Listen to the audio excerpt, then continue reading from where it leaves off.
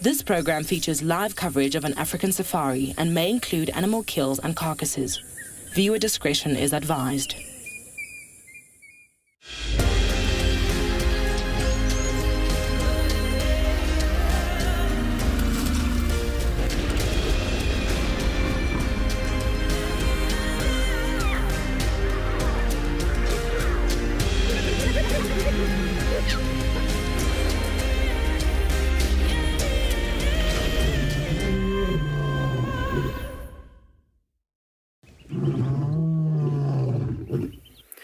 Good morning, everybody. Welcome to andBeyond Phinda and a really beautiful sunrise. We're sitting up on a bit of a hill way above some clouds and mist, and it really is just a spectacular view. A really good way to start the morning.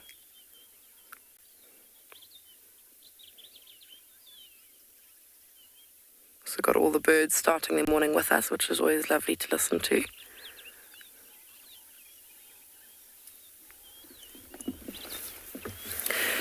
I'm Kim, and behind camera we've got Odie.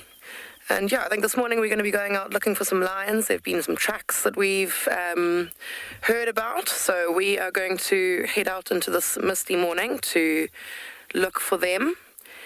But don't forget to send us lots of questions this morning for this morning's drive, and if you are under the age of 18, please mention that with kidsquestions at wildearth.tv. We want to hear all the questions you guys have for us. And for the morning in other areas, we've got Jonty and Ali and Djuma, Mike and Pridelands, and Ngala's going to be with us. Trico's going to be with us at Ngala. I'm sure they're going to be doing some pretty cool stuff this morning. I think that we are going to have a very warm day here, though, at Phinda. You can see the sun is very high and pretty hot already. And I think it's going to burn all that mist that we're looking at off quite fast. I'm already getting quite warm. And it is only 6 o'clock in the morning.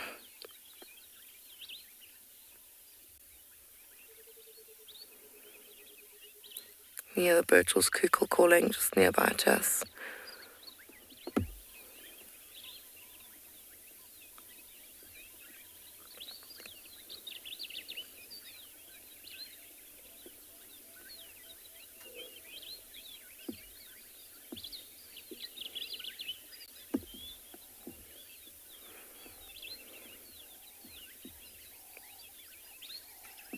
It's quite an exciting kind of mystical view. It's kind of making me excited to drive down into that and see what we can find. But yeah, as we do that, drive off into the mist, we're going to send you over to see what the weather has for us today.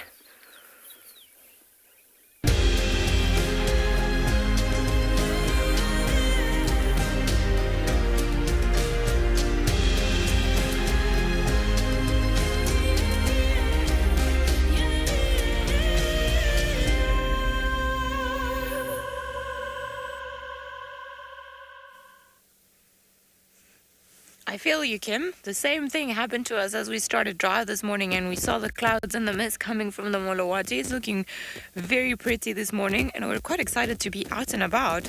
There's always a little feeling of potential when the mornings start like this. My name is Ali, and on camera with me today is Darren, and we are currently sitting on the Djuma Dam wall.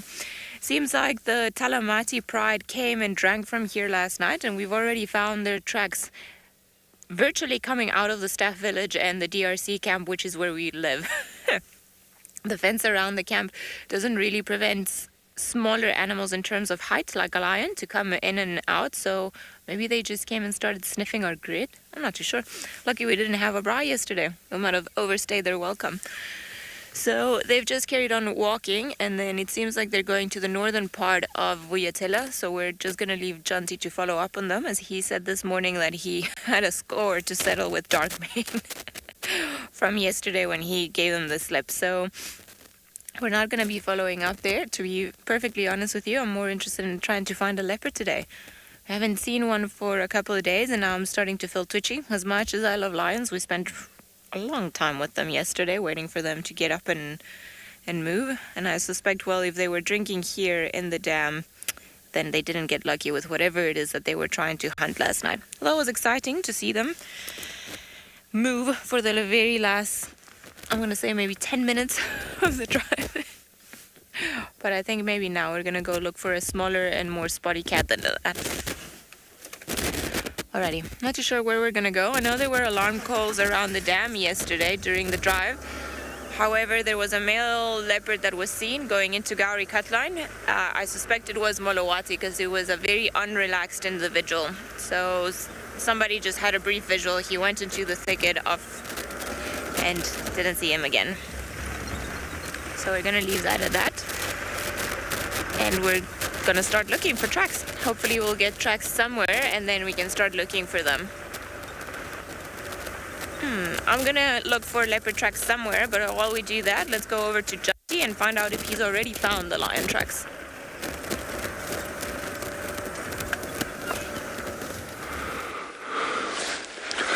Okay, everybody, so good morning. We haven't even said good morning yet. Sorry, I was being so rude. But we are following lion tracks. These tracks were right at the back of FC this morning. So we followed them along. We've turned off on this road now. But welcome, my name's John T. We've got Morgan on the camera. And we are going to follow these tracks and see if we can find the lions. We're pretty sure they're from the Talamati Pride. So you can see this is quite a clear track here. So that's the track that we're following, the 1, 2, 3, 4 toes. But what's quite cool here, this is actually where they lay down. So you can see if I come back here, this is the back heel of the lion. This is like its back foot here. And a little bit further back, you can get this more. You can see this like sort of line here. That's actually from the lion's tail. So that was the tail there, back leg here. Beautiful. Front feet here. And then they've got up. Let me just come turn that radio down. And they've carried on down this road. So we're going to follow them. Just heading north on Wildebeest axis. Just turn that down. So yeah, we're going to follow these tracks and hopefully find the lions at the end of the road.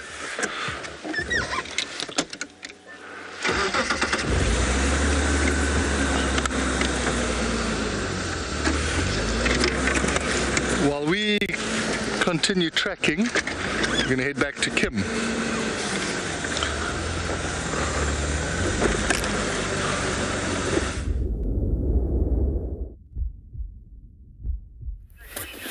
Welcome back already.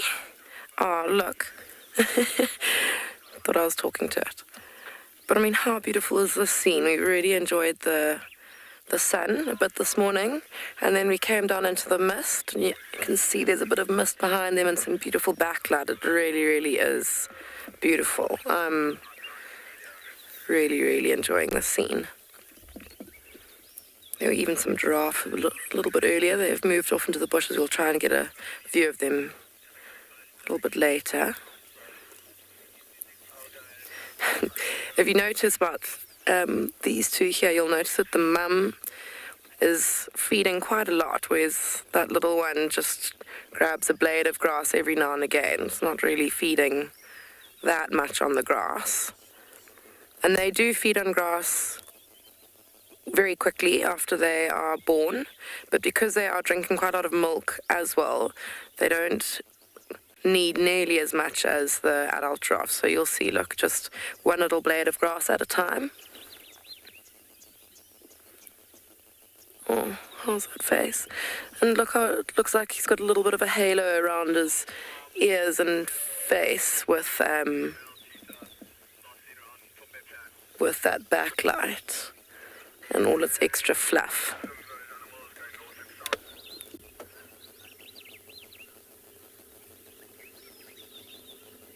Sorry, I'm going to just have to shift forward and out of the way because we are in the middle of the road and the car is coming. I hope it doesn't. maybe they'll want to enjoy the zebras as well.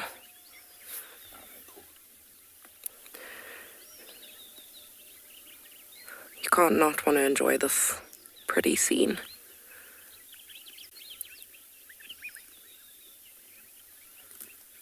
With the silhouette of the trees in the background, it's just... I love watching that little one choose its funny little pieces of grass. It's not very good at eating. It keeps getting bits of mud and roots attached to it. One more little blade of grass.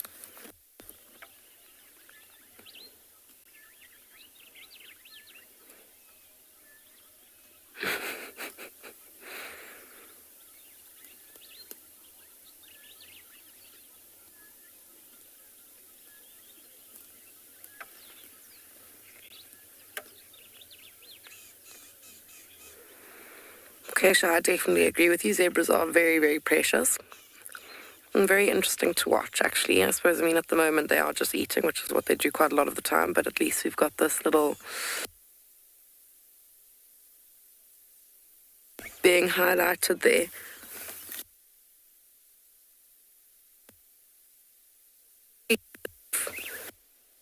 Full about us being here. The adults are just feeding, not really worried about us, but that little one keeps on looking over at us just to make sure that we're not a problem or not something that needs to be worried about.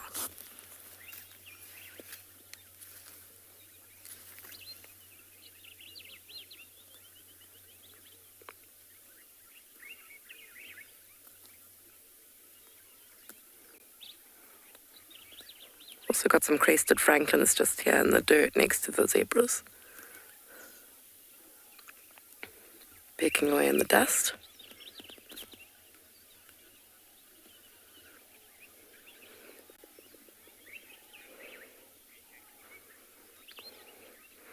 Well, as lovely as this scene is, I think that we are going to move on. It'd be nice to try and catch some other animals while there's still this pretty mist and pretty light.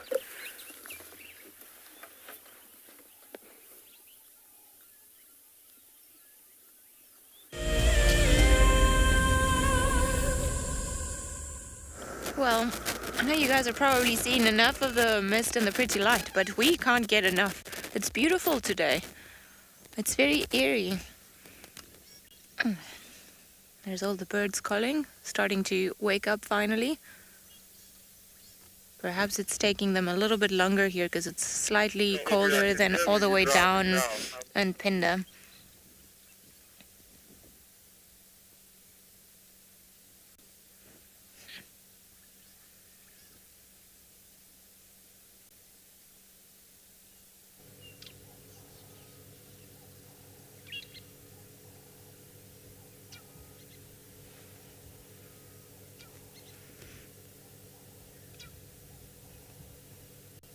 What a nice way to start the day with such pretty views like this one of a day that it's almost like part of a movie.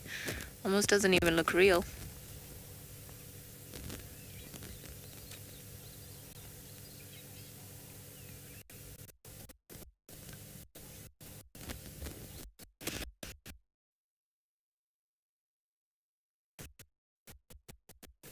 All we need is a light source in the back.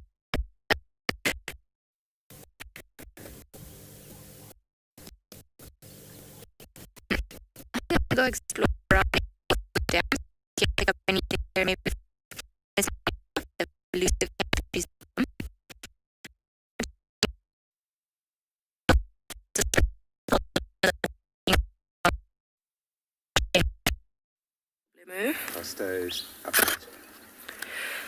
Welcome back again. You guys are going to get sick of hearing my voice, but we've just got so much to show you. I told you that there's some some giraffe just around the corner, and here they are. Again, in this really, really pretty light, just silhouetted against the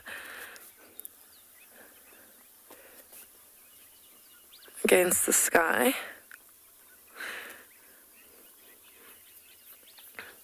It's quite interesting. You can see there are 3 giraffe here, and they're kind of bending over to feed, which is quite interesting.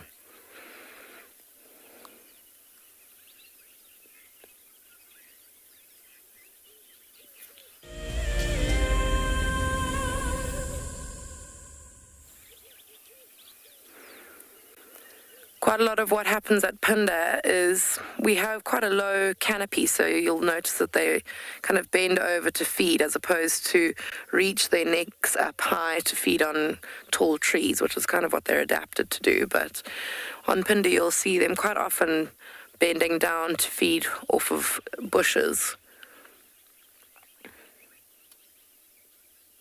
There are some big trees. I mean, if you look around, there's one big one. But the general line of the vegetation is quite low, so you can see that one is bending right over to feed. There's quite a little one though, so it's not too much of a hack for him to bend over.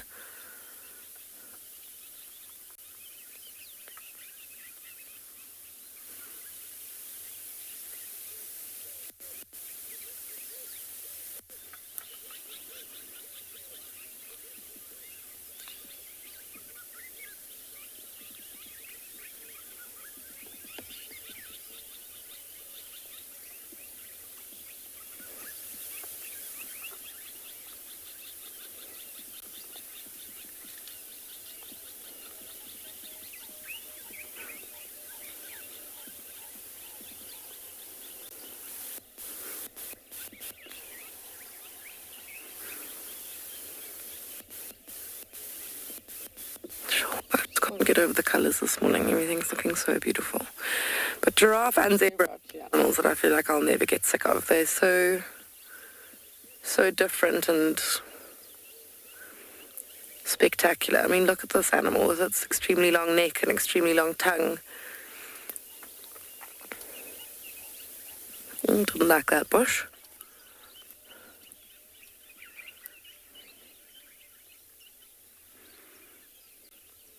He's starting to edge around the corner. We might have to move to... Oh, there we go. He's coming out again. But notice how he's going along and testing each bush that he goes past. And there are two zebras, I keep calling them zebras, two giraffe that have been moving along ahead of him, feeding as well. And what actually happens is that trees, quite a lot of the trees or bushes will release a pheromone into the air that kind of warns the other bushes and trees that there is something coming along to feed on it, and it causes the other vegetation to release tannins, which makes the leaves very bitter. So I think it might be happening the way he's walking along, trialing and then moving on a little bit, is the trees might have been warned now with that pheromone and they've now released that bitter tannin. And what giraffe will actually do quite often to avoid that happening is that they will feed moving into the wind, so that the trees that they are feeding off as they go haven't had the chance to catch that warning, catch that pheromone on the wind and release tannins. So as they move along, they'll be feeding on trees that are sweeter than the trees where they've come from. If they were to feed with the wind, then obviously all the trees would be quite bitter because they would be catching that pheromone. At the moment it's very, very still. It's a very still morning, so I don't think they have that advantage.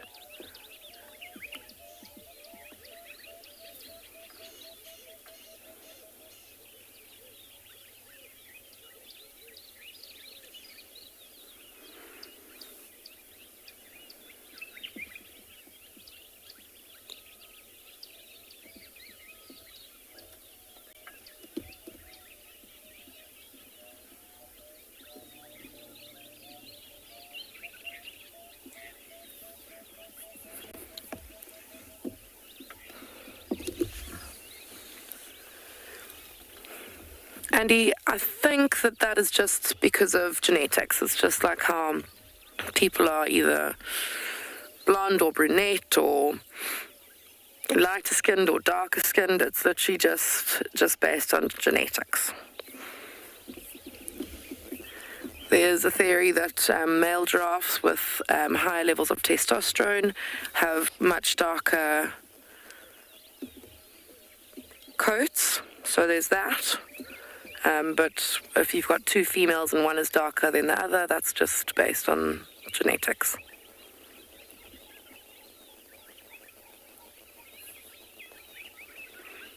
I'm just going to shift forward a little bit because we are losing sight of this last one.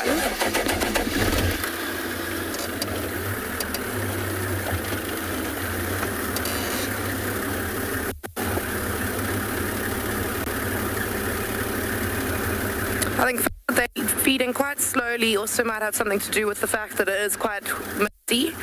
Must be a little bit scary walking around in this mist. You never know what's hiding behind the bushes.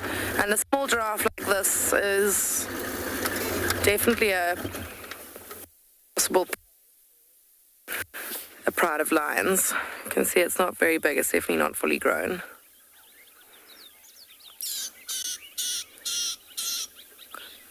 A rattling testicular just next to us, making a bit of noise.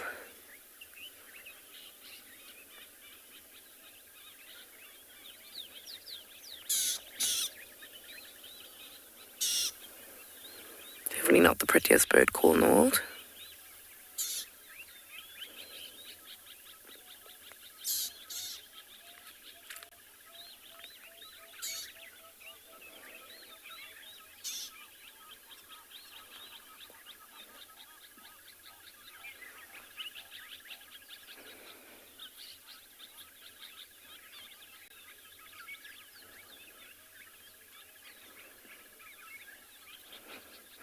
Yeah, we see how cautious this little giraffe's being.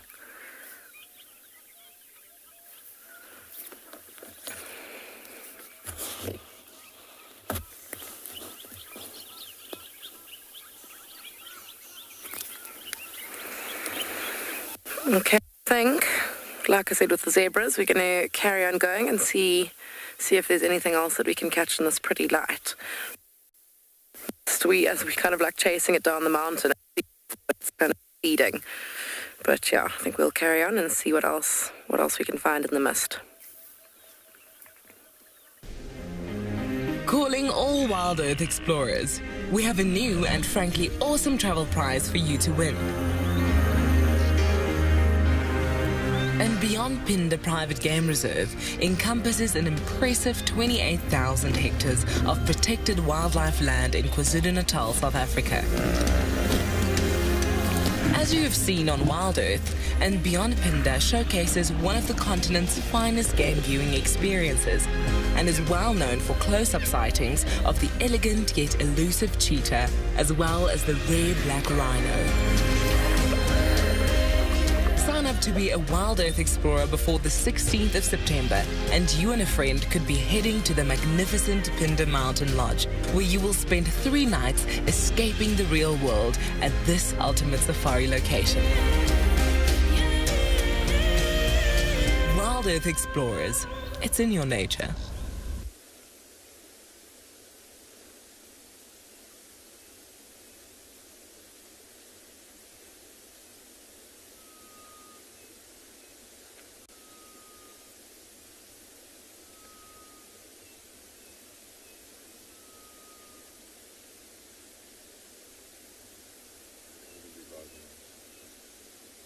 I think the comp's kind of...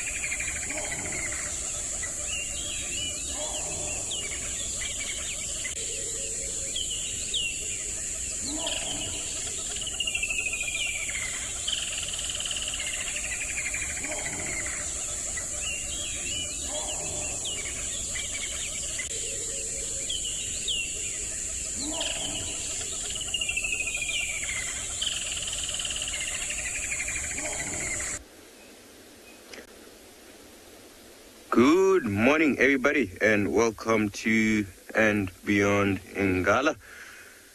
So, this morning we are basically going to be driving around this riverbed, right? Looking for any signs of any leopards. And yeah, we'll see if maybe we'll be successful. My name is Trico, and behind the camera I have Johan with me doing a fantastic job. So yeah, let's just drive around in this riverbed. Yeah, I know there's one particular female that moves around in these areas. And yeah, let's see if maybe she's out and about this early morning. All right, let's continue down here.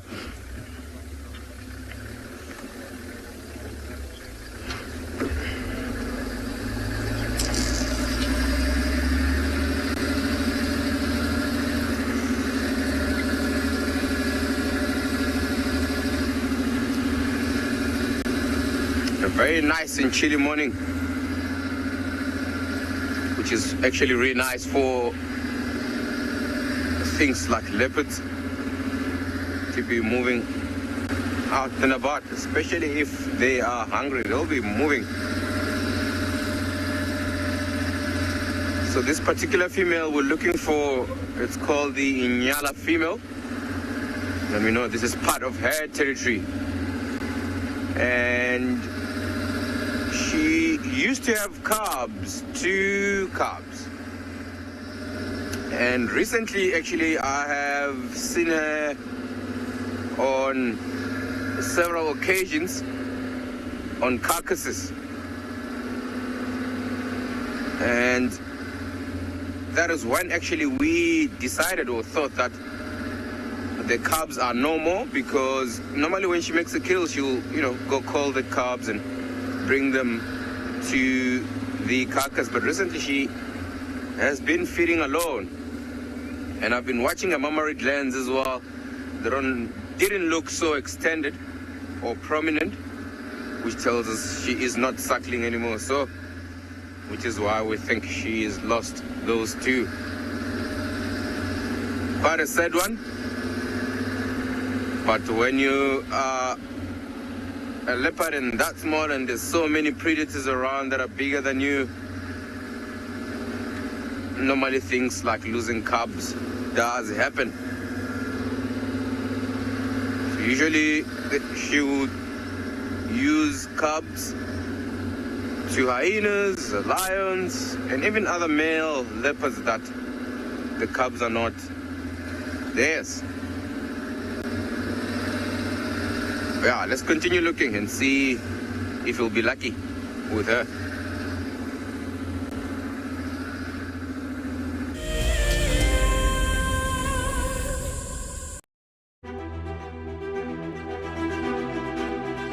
My name is Nomfundo Ndlovu, and I'm the Senior Project Manager for the Wesa Schools and Youth Unit. I'm a qualified horticulturalist. I'm particularly passionate about supporting schools towards working through their sustainability journey and towards food sovereignty through our food gardening projects.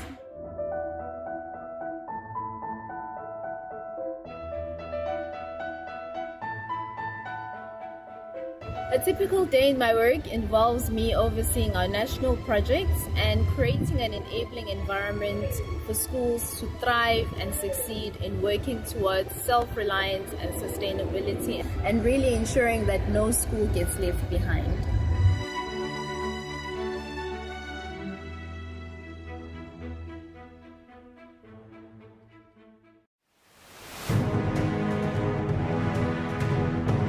Being nominated to the top 5 and finally being here, for me it's an achievement.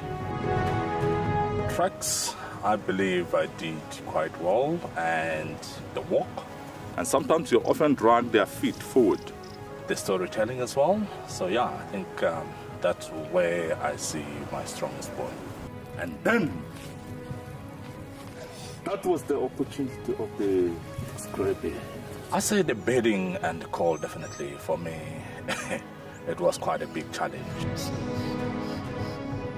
Guiding is not all about the award that we have had, but sharing the experience and continue to do what we have passion and love.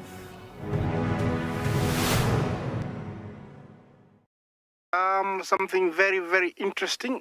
I didn't plan this, but this is a scene, rarely seen. This is what we call a journey of giraffe. So beautiful.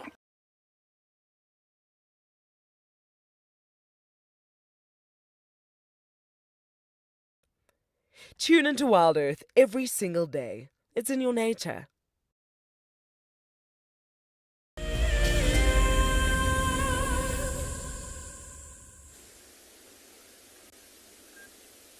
So yes, as I was saying earlier on, because there's quite a bit of grass in front of that young Ngala. And earlier on I was actually thinking that this Ngala was feeding on grass. But it's actually feeding on some leaves that have dropped off from the tree that is close to it.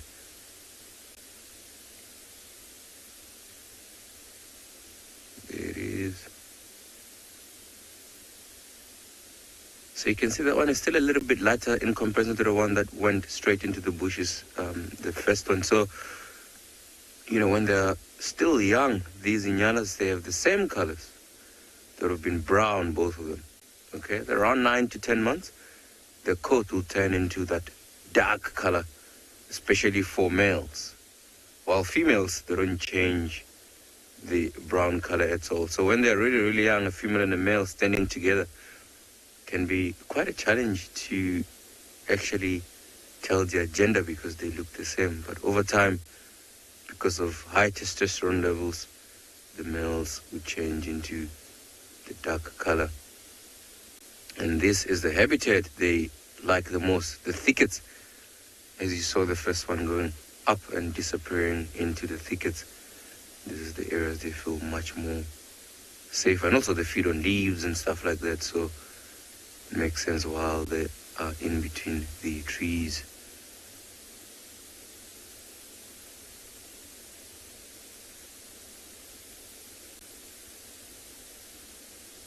And an animal like this, with the leopard we're looking for, this Ngala can actually help us to find leopards.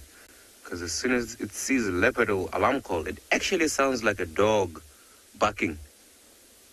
And when you hear stuff like that, that's when you know there's something there. And I mean, they don't only do that for leopards per se, they also do it for lions and anything else that they can deem as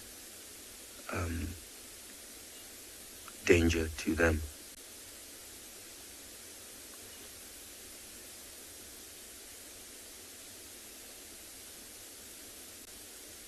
Beautiful. So what I think is we're going to continue driving down. So we're going to drive past this Ngala down the riverbed and keep a lookout on any signs of the leopard we're looking for. As you can see, looking very relaxed, feeding, so it pretty much shows us that the leopard is potentially not even close to where they are, unless the leopards are really, really hiding very well. All right, let's continue.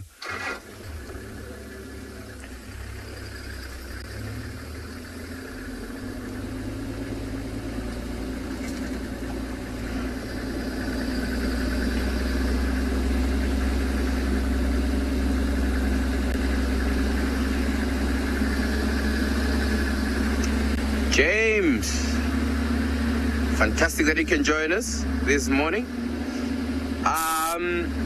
Any signs on the new Zulu female? No, we haven't seen the new Zulu female in a little while. But we know she's out and about. And normally she is active in sort of like our west, sort of central west of the reserve. But we haven't had any signs of her recently. But a very beautiful leopard.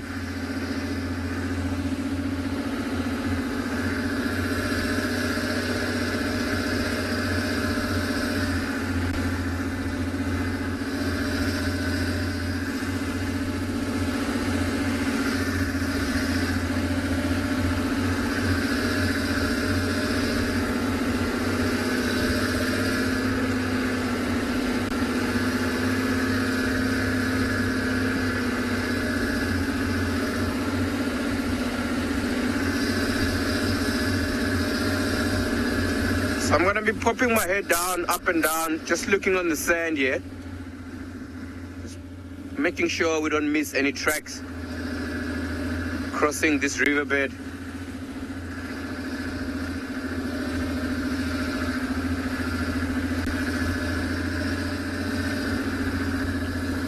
But while me and Johan still busy searching for this leopard, I'm gonna send you over to Ali. I think she's on a water.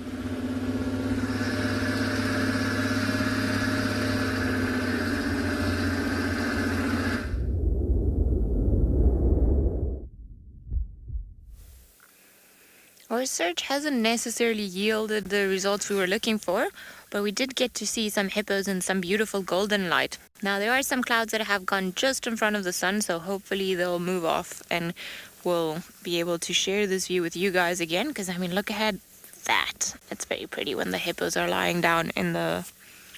Well, not lying down, in the water where the sun is hitting just the right angle, and then it just becomes this golden dam.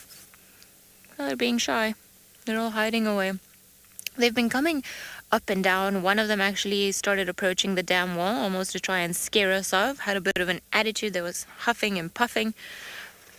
Oh, there's huffing and puffing by another one. But I think maybe it's just because it's going somewhere else. Oh, hello.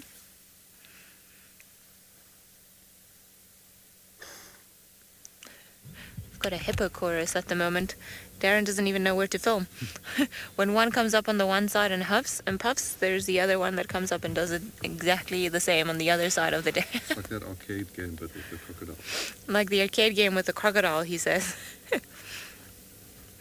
There's a third one, but I'm not sure where it is. And there's no potential of them getting to us in any unexpected way. The dam wall where we are sits quite higher from where the dam is, so they would have to get out of the dam and sort of come straight at us. But I think it's more of a show than anything else, or it's not particularly worried about us. And hippos in this area very much see vehicles all the time. So unless they're having a bad day and they don't want to be annoyed, or they're feeling particularly protective of their water hole, it's just part of the show. There used to be a hippo when I was working at Chitwa that it lived in one of the smaller dams, and whenever you got to this dam, this hippo put on a full show. It would just start splashing water, and then it would just turn on its side and then put its feet up in the air. But on cue, the second you arrive, it just had this routine, and it never came out of the water. It was never aggressive towards the vehicle. It was just almost like a performing hippo. It was very funny to watch. These guys, on the other hand, are a little bit more relaxed. They're like, oh, you know, that is someone else that likes to tell stories. Guys, I was hoping you were going to show us your tusks too, after all this commotion and all these noises that you've been making to try and scare us off. You can see it's actually a very calm scene. There's the ears moving. And going down. Only got one head sticking out. And the third hippo, which is the biggest one around, we haven't yet seen it while we've been on camera, but he's gone down, and they can hold their breath for about 8 to 10 minutes. So maybe he's just waiting for us to finish our segment so that he can come back up. We're kind of hoping that we would pick up any signs of any leopards around here, maybe even one of them coming to drink down here. When we arrived, as I said, we had this golden light, and we were like, oh, please, a leopard or a cat up here would just be stunning. But the lions were not far from here yesterday, so it's very likely that the smaller spotted cats are not around here. So I think maybe we're going to move off and start checking somewhere else. Maybe go back towards the Molowati. Maybe Shasha will be there. He's been an interesting cat, that one, with all his movements, so maybe he'll surprise us later on today. Ah.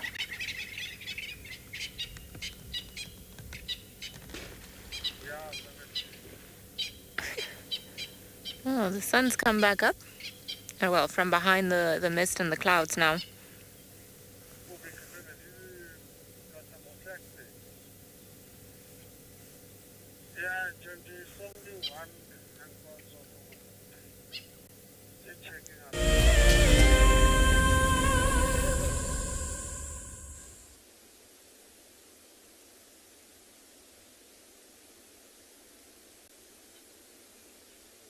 back, everybody. So as we're still driving in this riverbed, right, looking for that leopard, we've come across this beautiful bird. I mean, look at the chest. A lot of streaks. And quite white in color. And actually a very busy bird as well. And those dark sort of lines across the eyes there. And that is a ground scraper thrush.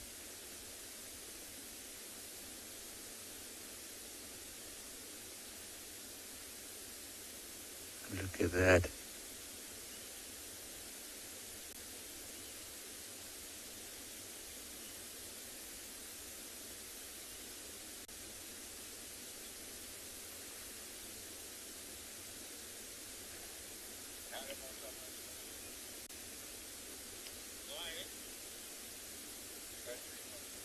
As it's still much cooler, a bird like this will be moving around looking for food in terms of insects and some seeds that will catch. But as soon as it becomes much more warmer, it will stay away from the sun and feed in areas where it's a little bit shady. There it is, looks like it caught something there.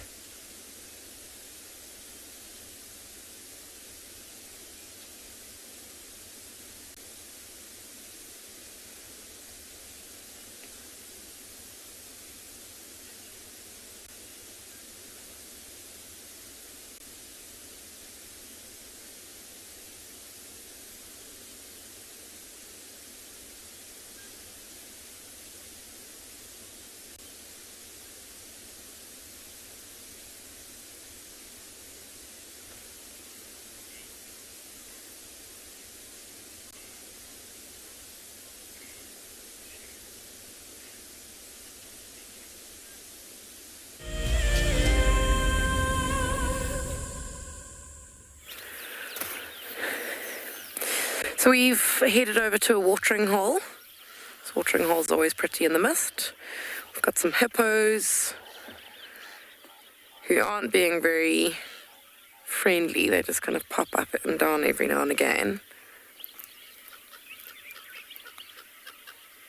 Got some grey-headed gulls and some little grebes.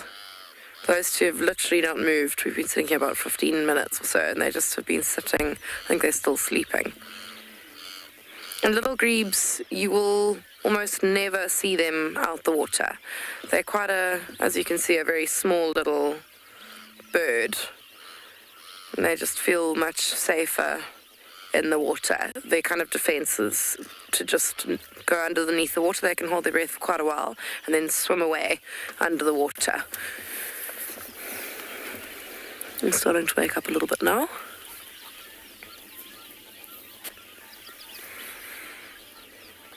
And the hippos haven't quite settled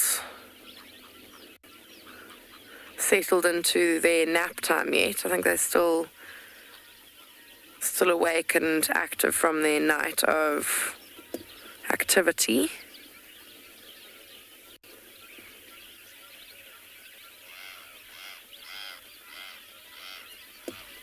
Got a grey-headed gull there flying through the air with the white-breasted cormorants nesting in the background.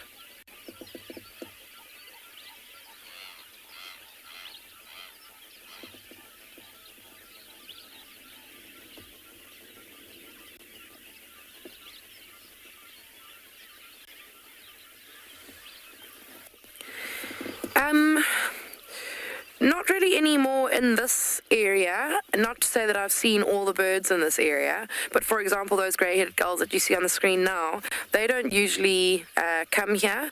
They're more kind of coastal birds, but you do find them inland. But this year is the first time in the 3 years that I've worked at Phinda that they've been seen here in my 3 years of being here. So that was a bit of a new one for me. I have seen them elsewhere, but first time to see them on Phinda. So every now and again you get different birds that come through the area that you wouldn't see here daily, if that makes sense. So sometimes you get those, but it doesn't happen that often anymore. Most of the birds that are on the reserve that you see quite commonly I've seen, but every now and again you get like an exciting little surprise. Something that's flying through the area or something that does actually occur here, but you just don't see very often. And that's obviously very, very exciting. But then going to new areas where you haven't birded much, then I'll see lots of stuff that I haven't seen. For example, in December I'm going to Zimbabwe, which I'm very, very excited about, and I think I'll see lots of birds up there that I haven't seen before. So that's very exciting.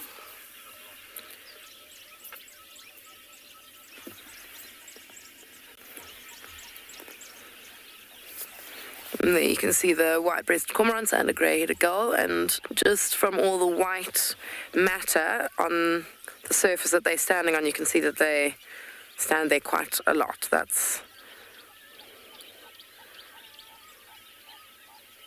is all their excrement. You'll also have noticed, I'm sure, the trees that they're all nesting in are also very white. And that's for the same reason.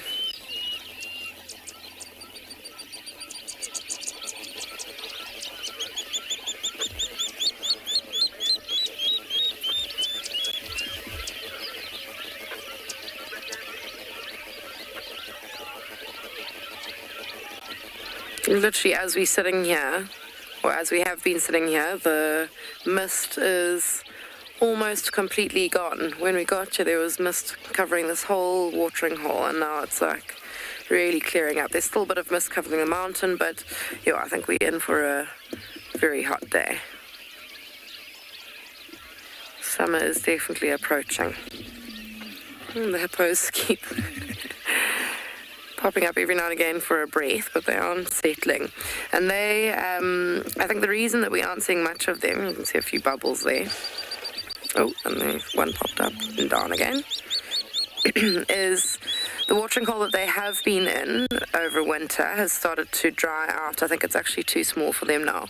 And they've moved back to this watering hole. You can hear the water thickness. But I think this watering hole is still a little bit deeper than they would like. Because when it's a bit more shallow, they would lie down on the bottom of the watering hole and then put their heads up on one another and just lie there and sleep so that they can breathe with their heads above the water. Whereas with these watering holes where it's a little bit deeper, they have to bounce up and down to breathe every 5 minutes or so. So, they're in a bit of a tough spot.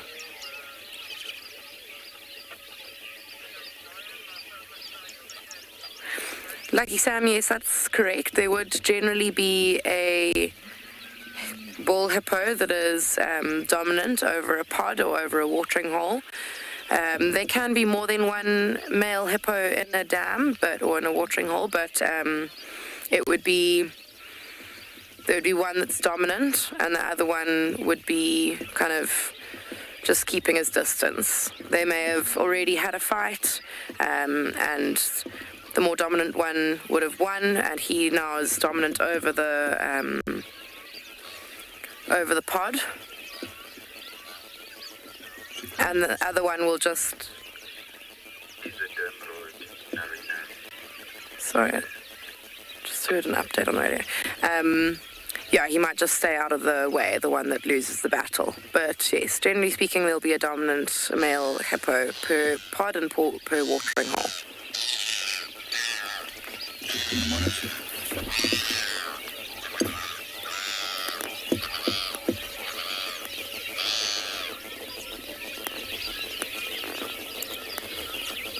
Looks like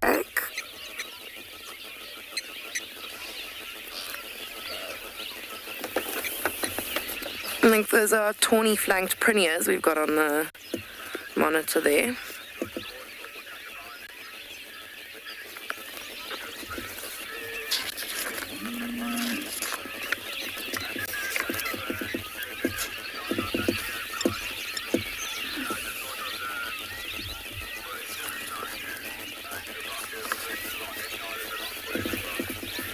Yeah, Anna Marie, I don't know if you noticed, but with I often go to watering holes, and there's always so much to see. Always really pretty little, pretty scenes and peaceful scenes especially. So lots of birds calling.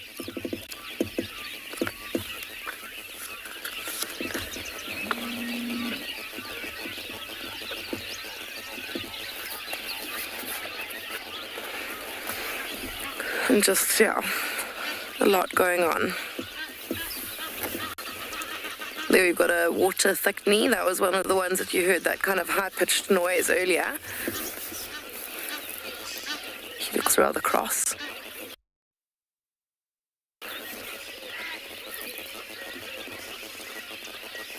He's got beautiful markings on his feathers.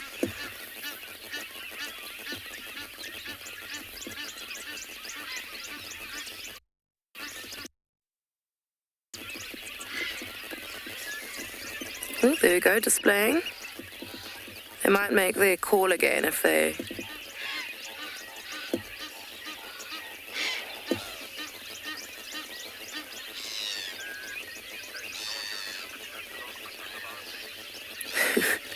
They are actually nocturnal birds, so it's interesting that they...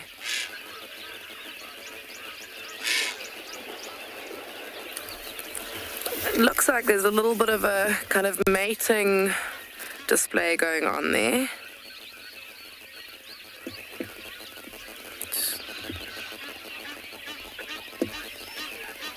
Let's see if they do it again.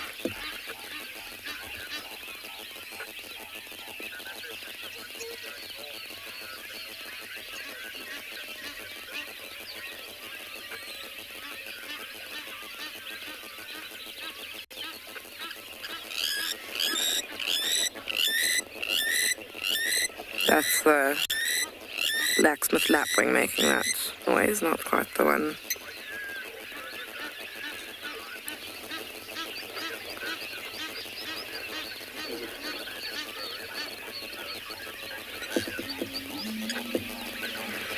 Yeah, so that display was quite interesting because it was more like normally what they would do to try and get, the hippo's coming out the water.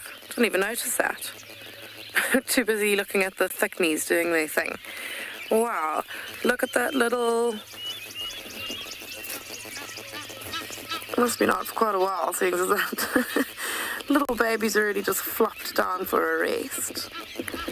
How's that? The hippos have been so difficult the whole morning, and now they are right out of the water. African jacana just walking around quite nearby to them.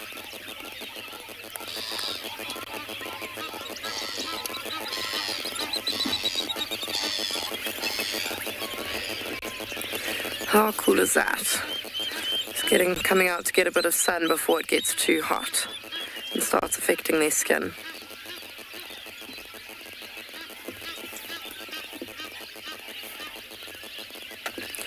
This watering hole is really providing the goods today.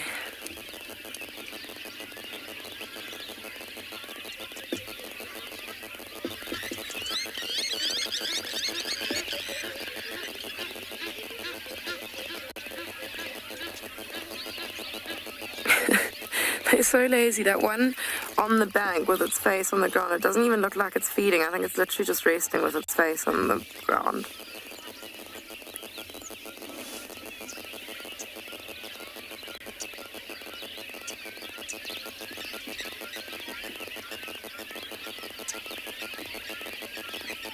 Well, as awesome as this dam has been, I think that we might move on and try and see what else is out there. We've been here for a while.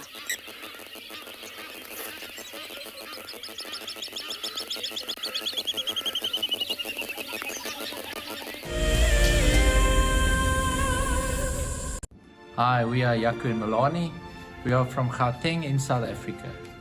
We started watching WildEarth last year during the level 5 lockdown, and we've been watching ever since.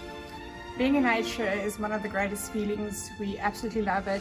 Our favorite thing about WildEarth is that the concept is so amazing. We have the benefit of having a wildlife safari in the comfort of your home, especially when you're not allowed to go out. Being part of the Wildlife Explorer program gives us a sense of giving back and contributing to nature. It just makes us feel good because we love it so much. We are so excited to be visiting Ngala. It is obviously, I think, for most people, an absolute dream to visit the Masai Mara. We can't wait to go. Thank you very much for this amazing prize, WildEarth.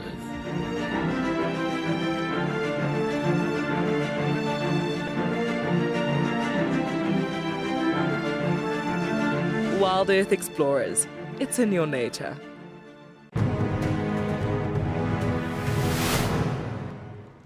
We got there. He had probably moved couple of 100 meters down the river and was about 10 meters from this causeway. So I radioed the lodge quickly and just asked them to bring a land cruiser around and some tow straps. So we thought we were going to try be heroes and save this giraffe. And now a big bull, probably over a ton. He's a big unit. Got the tow strap one side of the giraffe and managed to get it around him with the boat, and the other edge of the tow strap obviously back onto the bank. So we made this U around him because he was lying quite close to the bank. And we put that land cruiser in low range and we just gave it hell and pulled that giraffe, and the tow strap slipped up and we thought, oh no, it's going to slip off the top of the head, and it caught on his Aussie cones at the top. And that last 10 meters pulled him out onto the bank, and he battled. He was obviously quite weak and all that.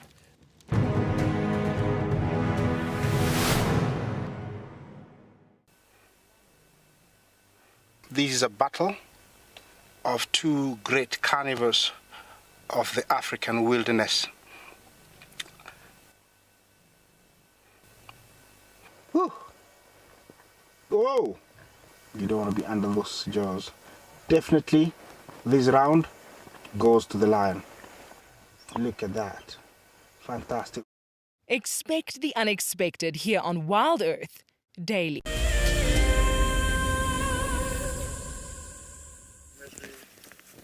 Well, we're on the puzzled side right now. We haven't come across any leopard tracks, unfortunately, but we have two squirrels on two different trees, both looking roughly in the same direction. And if you can hear that sound, it's coming from the tree in front of us. And the squirrel is basically looking from the direction which we've come from. Now, I can't see any birds of prey around here, which could be another thing that the squirrels could be alarming at. You see, she's quite upset there. I can't see anything. So we just thought we'd come and investigate, see if perhaps there was a leopard lying down somewhere around here. There are lots of great marula trees where a leopard could hide. I can't see a leopard. Sometimes they'll also alarm at other creatures, perhaps smaller predators, something like a jackal. Also we'll do it for snakes, as I said earlier, birds of prey. And I know Thandi used to like this area, and so did Tlalamba, but I'm not sure what it is that they're looking at now, or what the squirrels are looking at. And the fact that we had two of them just put us on the suspicious side of things. Okay, squirrel, what are you alarming at?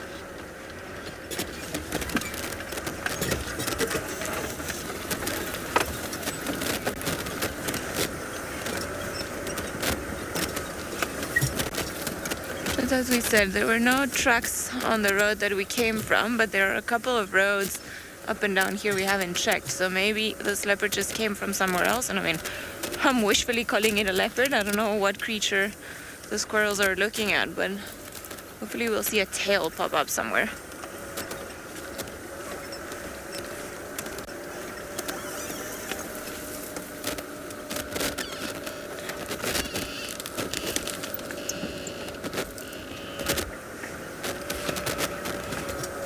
Tammy, birds alarm to communicate and for mating opportunities more so than only to share or to make alarm calls.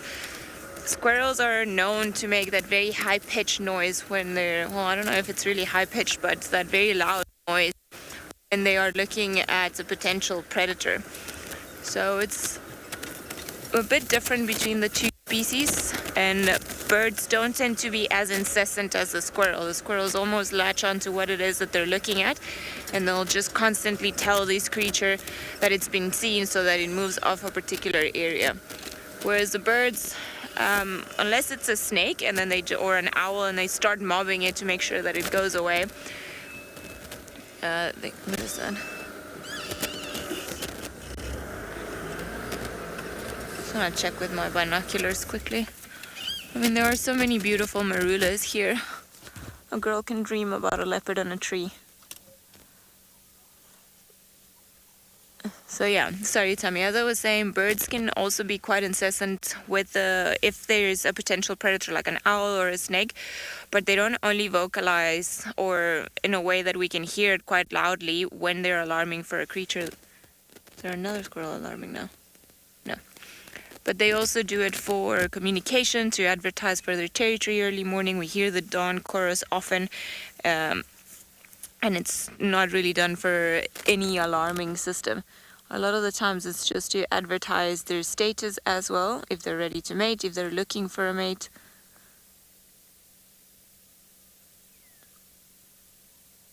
Okay, it's still warm and my binos are fogging up. Squirrel is still alarming in there. Let's just go take another swing past this road and see what's out here.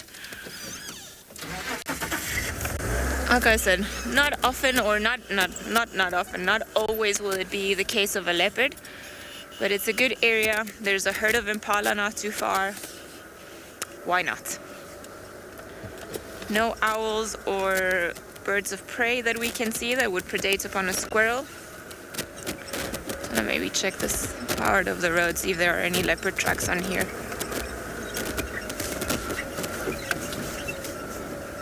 Lots of hyena tracks, but no leopard tracks for now. That's another hyena.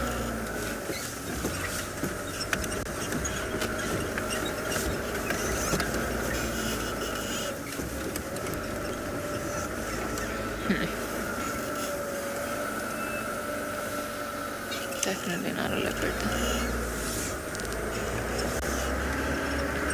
Let's have another look in here. Can't see anything, but it's worth investigating. Mandy, a squirrel's eyesight is really good. Everything out here sees, smells, and hears better than us. So if the squirrel is alarming at something, there is very likely something that it's made it nervous. But we're in an open area, so it could be something also further away than we can see. This is why it's sometimes tricky to follow the squirrel's alarm calls. And the problem is, as I was saying, they also tend to alarm for a wide variety of potential predators. Ooh, there was a hole there. Thankfully, we're going slowly. I don't know if we're gonna get across here. Just don't want to fall in that hole again. I don't know. Maybe. Steering of Wendy, come on. Can't see anything here. Seems like Tricko's also on the move, and I wonder what he's after.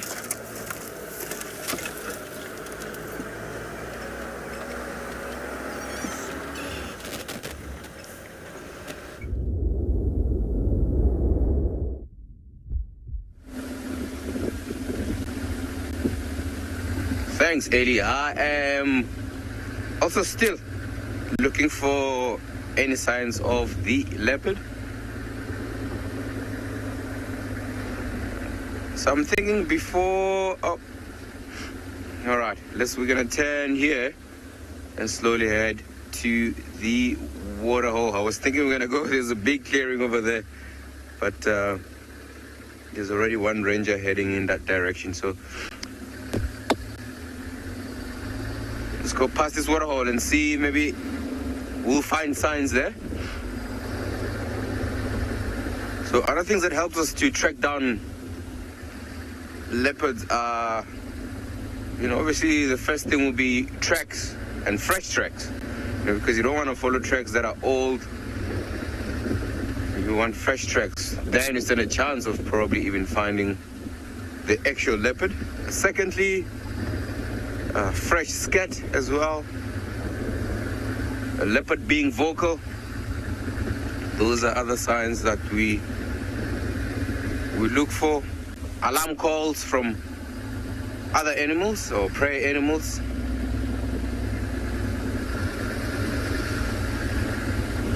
Certain bird species like vultures.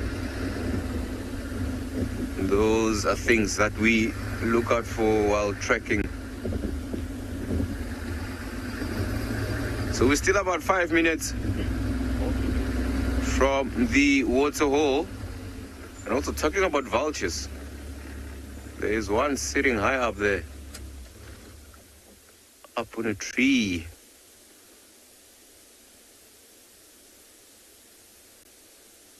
Yeah, perfect.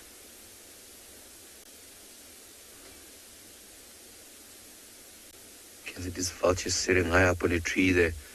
And you notice just below it, there's a lot of sticks around.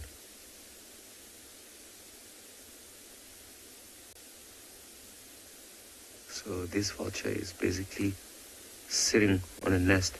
I don't know if there's chicks as yet or if it's just still eggs. It's quite tough to see with all that sticks and branches in front of it. You can see how dark the face of this vulture is, and the beak as well, quite dark and a bit more browner. So this is a white-backed vulture sitting there, keeping guard on its eggs or if there's any chicks whatsoever.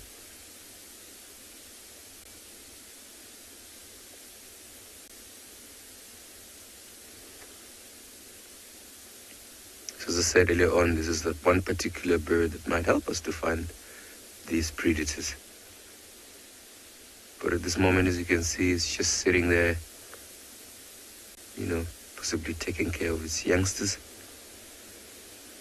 There's no signs of any carcasses anywhere in around here, because if there was one, the vulture would have been quickly be on it.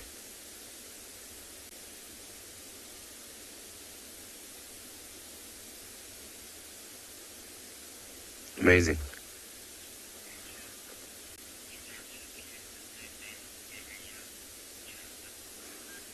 Jasmine, welcome. So, Jasmine, I believe your question is, do vultures use the same nests every year? Yes, Jasmine, they do. They do. Because, I mean, think about it, right? Like, it basically prevents them from using a lot of energy, you know, because building a nest takes a lot. Okay, because you need to fly and collect sticks and come back and fly and collect sticks and come back. So it makes sense for them to move to the one same nest, because now they don't have to worry about, you know, having to build a nest and then lay the eggs, you know, and taking that amount of energy moving up and down. So yes, they do use the same nest. So I think from here, yeah, I think let's leave this vulture be. Let's continue heading central west and try to see what we can find at waterhole and if there's any signs of the leopard in that area. All right.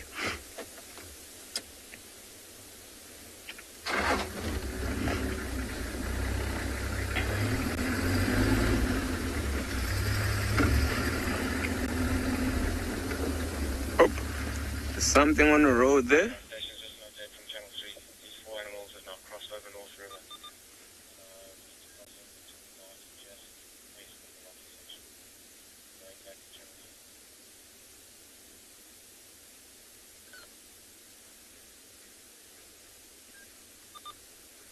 How beautiful is that animal over there?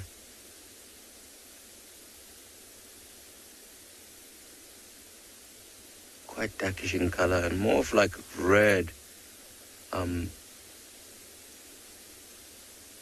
the sort of muzzle part or the face part.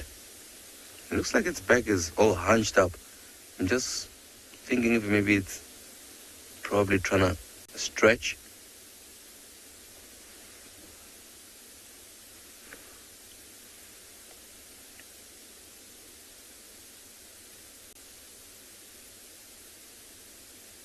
I don't think the focus is sharp enough.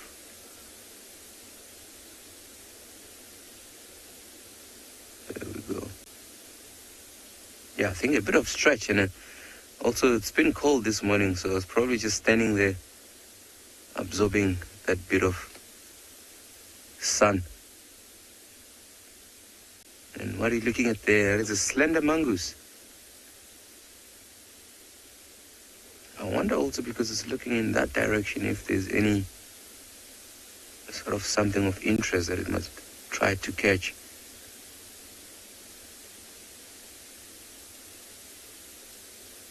For example, things like lizards as well, that's something that will feed on.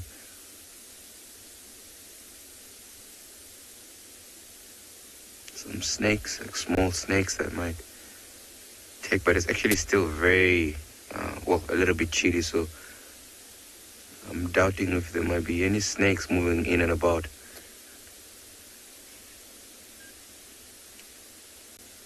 But yeah, I think we also gonna leave this guy be and continue to our role.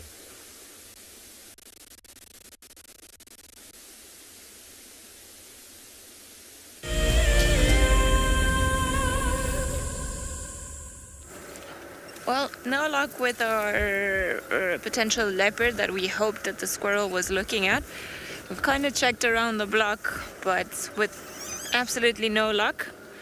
So I've come back onto the road. There's a road that loops around towards the direction where the squirrel was looking at. So I'm hoping that maybe we'll pick up some tracks on the road. Maybe that'll give us something to go by. But if not, then I'm just gonna carry on and go somewhere else and look for more leopard, or any leopard tracks for that matter.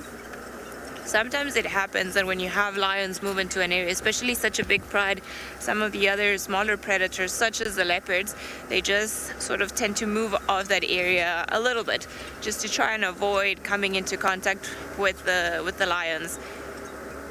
So I'm just gonna drive carefully, checking both sides of the road, or both sides up here, just to see if maybe we can find any leopard tracks. This is a problem with squirrels. Sometimes they do a great job, and then sometimes you're just left to wonder what it is that it was. I mean, it could have been a mongoose, it could have been a caracal, it could have been a serval, could have been a leopard, it could have been a snake. Pretty sure it was not a bird of prey, which is the one that always catches us. So whenever we've got squirrels alarming, you stop and you're like, okay, what you looking at? See, there are more impala here. Would be a great place for a leopard to be logically, but doesn't seem like logic has got too much to play in this part at the moment.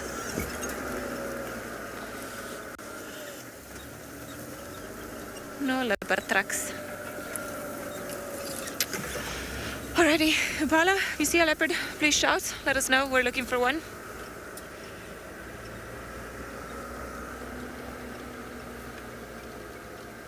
That Impala got my hopes up. He was staring into the distance attentively. No call, no leopard.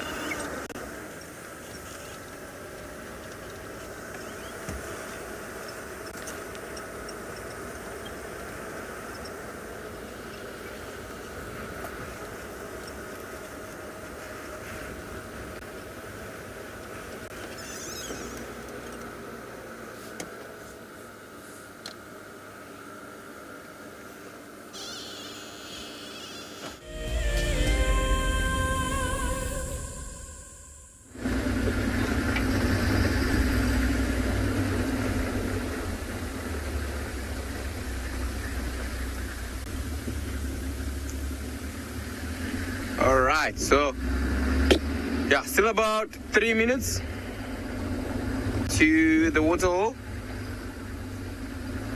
And I'm hoping there is some activity there. That'll be quite nice.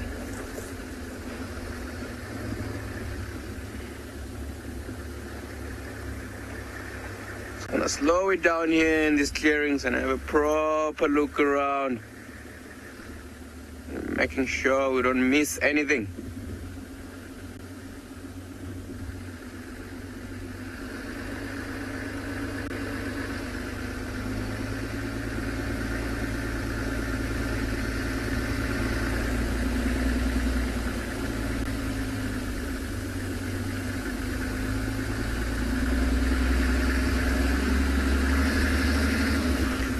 most amazing things about, you know, winter time moving towards spring is that these areas are very, very open. So you can see through. It's much easier to see what's going on around. What else in the next few months to come, when we start to have a little bit of rain, I mean more rain really, it starts to get very green and thick.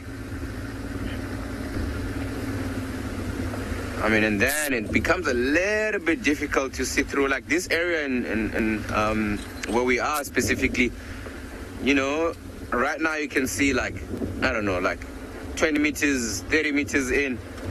And in summertime, you can only see about from the road, maybe about 10 meters, or even 5 meters. That's how thick it gets here. Also, I want to show you something. So these on this tree here, these little blobs. There we go. And you see those little sort of like roundish shapes on these trees. So what you're looking at there, that is done by a wasp, which is called a gull wasp. So what happens is this wasp flies onto the tree and injects it with a growth hormone. And the tree, for some reason, starts to expand.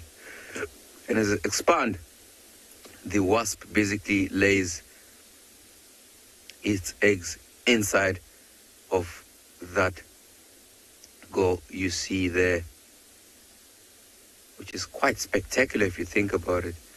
And as soon as, you know, the larvae, you know, it's all ready and stuff like that, and it moves out of this, things like spiders take over that. Things like ants, they take over, they make their nest inside there. Usually there should be a hole in around it, that they use it as an exit and entrance as well. And for some reason, these gull wasps, they parasiticize or like mostly these trees, which are called the silver cluster leaves. It pretty much shows you how everything coexists here, which is amazing to see.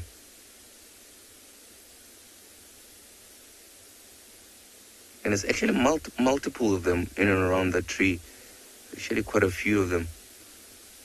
Which I'm just thinking if it's maybe, you know, different wasps, or actually one wasp that does that all over this tree.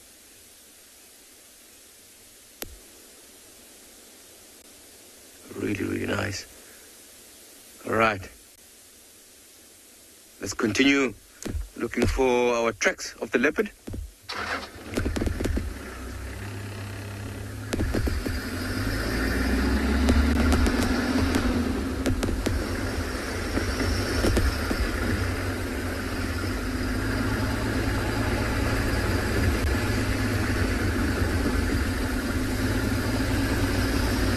Cecily, I'm glad that you did enjoy that. It is quite awesome, right? Like how everything just, you know, coexists. It's amazing.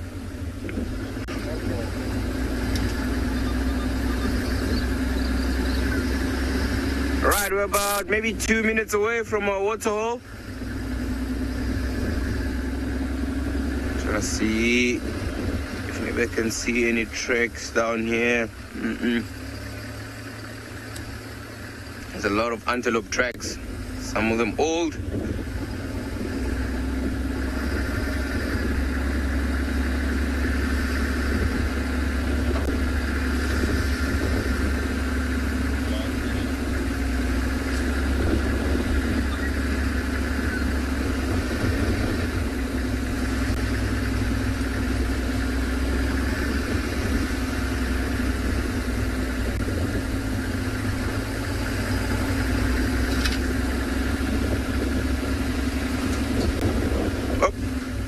That's a bird. Ooh.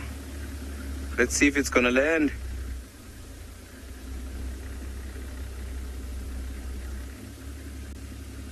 flew away. There was a very tiny bird, very dark in color, with a white crown. And that was a southern white crowned shrike. It was up on a tree, but as soon as I reversed, it just flew away.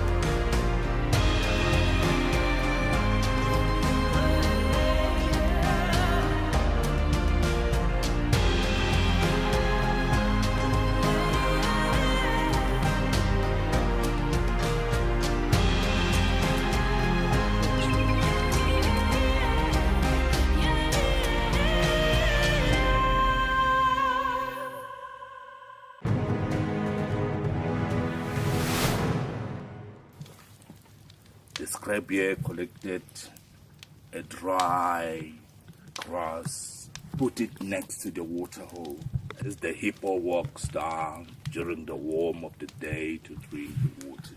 When the hippo arrives, he saw quite a very nice grass, an area not to resist to rest. And when the hippo went down to drink the water, and when finished the water, he just lied down on the grass. And then, that was the opportunity of the scribe. You know what? Today is my day to pay the revenge.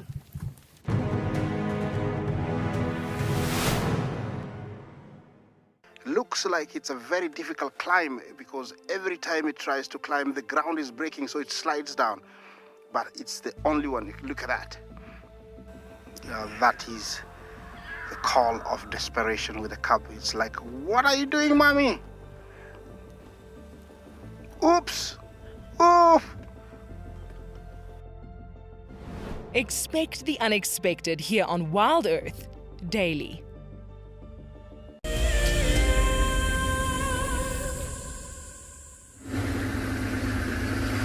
Welcome back, everybody. So we're just literally a few seconds away from our water hole here, and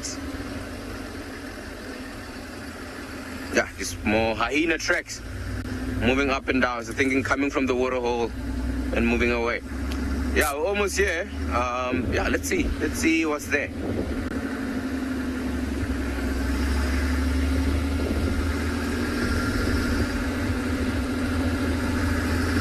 I mean, it's starting to get proper warm. So, you know, some animals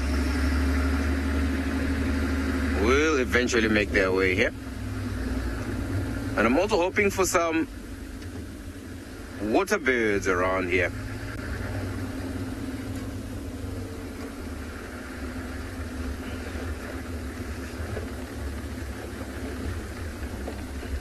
There we are. Look at that. All right, I'm just gonna pull over here. There's a fire near you, on.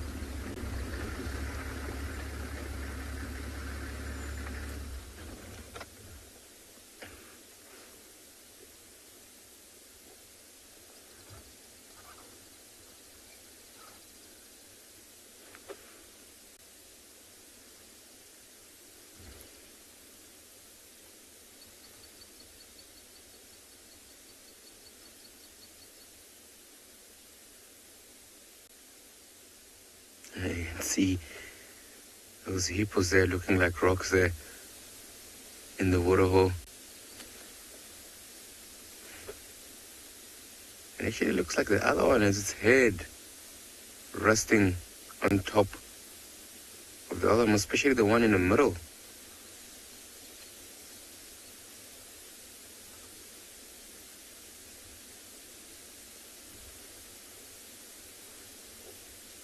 Really nice. And I think, from now, this is up until midday, this is what they are going to be doing. It's basically just rest and sleep. Last night, I'm pretty sure they were walking around looking for food, and sometimes they cover a lot of quite a huge distances while looking for nice, nutritious grass around. Times up to 15, times up to 30 kilometers they can cover. And then very early, just before the sun comes up, or as it's coming up, they'll return back into the waterhole. And because they're so tired, this is all they do in the waterhole, just sleep or rest.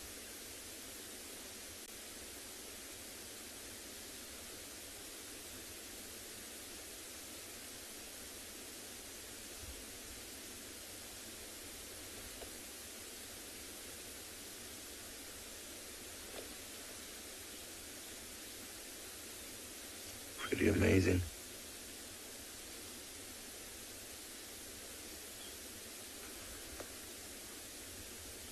Just also want to scan around and see if maybe I can find any water birds around.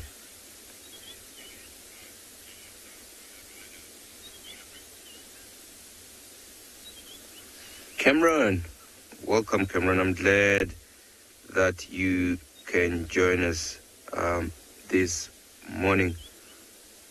So Cameron, a rhino is actually bigger in size. So, let's look at this. We have both, both black and white rhino, okay? And white rhino is much more bigger than the black, all right? So we're looking at around 3 tons in terms of white rhino, and black rhino 1.5 to 2 tons. So I would say hippos are almost the same size as your black rhinos. But Cameron, a very good question there. A very, very good question. And there's a bird sitting there, pretty beautiful bird there, eh? Nice red beak. A bit of white spots on the wing there where it's busy grooming itself, and some dark colors as well. And that is a yellow-billed hornbill. Sorry, a red-billed, rather. There's a red-billed hornbill grooming itself there. Up, and it takes off.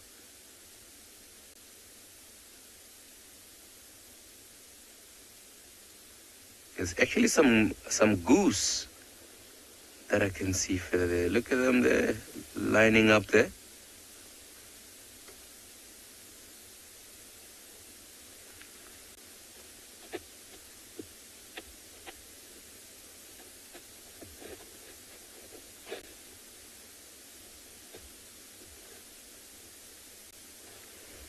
Just wondering if they're actually here to swim or just maybe take a bit of a drink.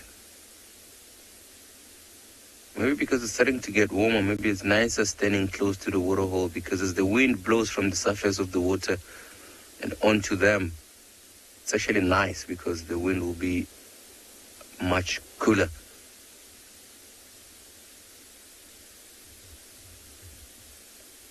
And some beautiful Egyptian goose.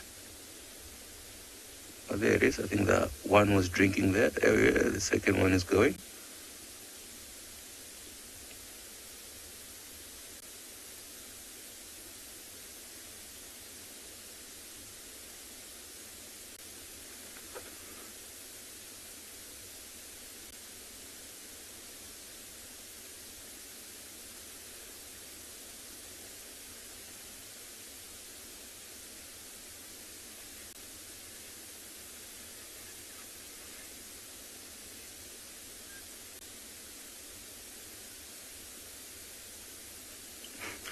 believe one viewer, I think is TZ or TZ, I believe.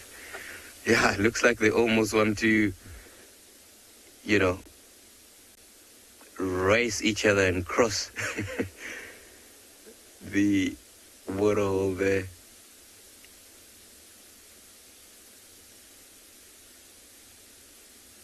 Yeah, I think they just... It's quite actually interesting. You see how they had their heads down to drink and then pull their heads down, and then with their beak, you know, moving it around their chests and their backs.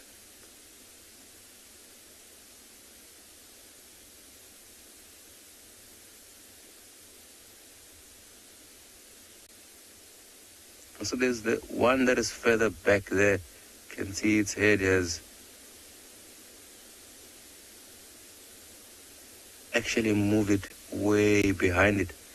And I don't know with Egyptian goose, but I know with certain bird species, they have a gland behind them which secretes oil. So as they bend their heads backwards, and they will rub their heads onto the gland, and the gland secretes the oil. And that is the oil they use to groom themselves and make sure, you know, their feathers are nice and in pristine shape.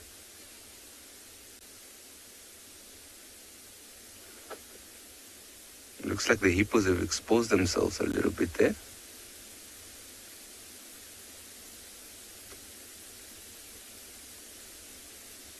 Oh, and another 2 animals that came down for a drink. Oh, there's more animals coming through, walking in a single file there. There's 2 greater kudus and there's blue wildebeest joining in, coming in for a drink. This is absolutely spectacular.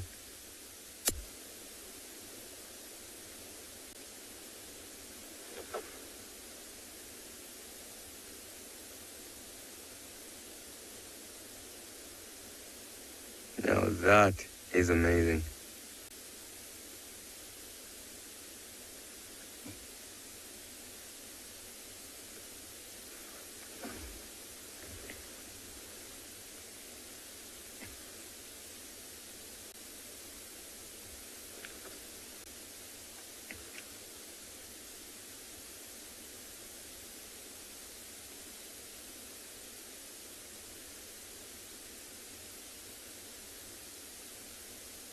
And it's also quite interesting just looking at these animals coming down for a drink.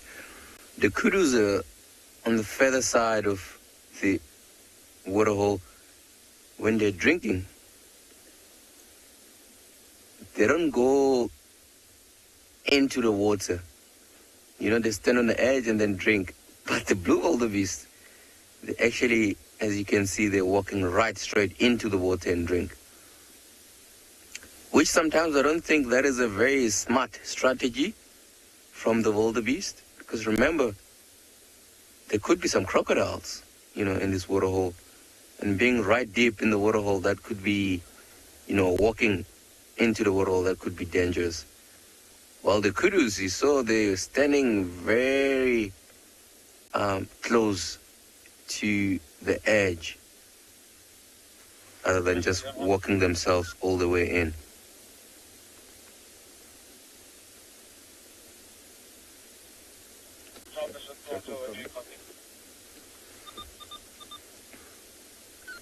There's a black-backed jackal coming through, and also there's a hyena coming through.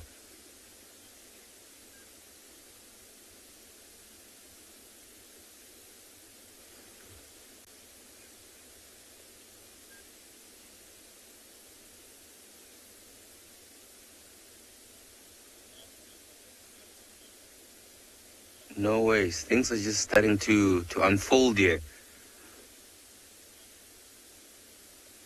And you can see the hyena is sniffing around on the ground.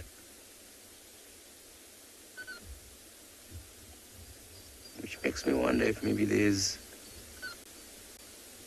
a certain scent that is of interest.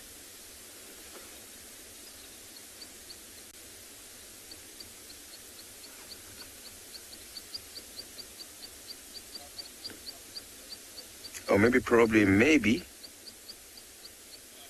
something died there or something has been killed there, which is why it's sniffing around on the ground there. But also you can see the black-backed jackal also is in the same sort of section where the hyena was, also sniffing on the ground.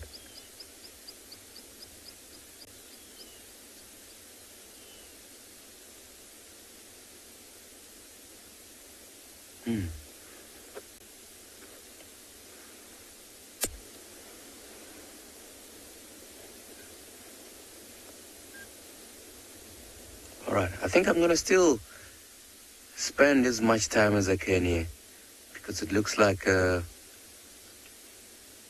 that's where things are happening at the moment. Who knows, maybe there might be more animals coming through.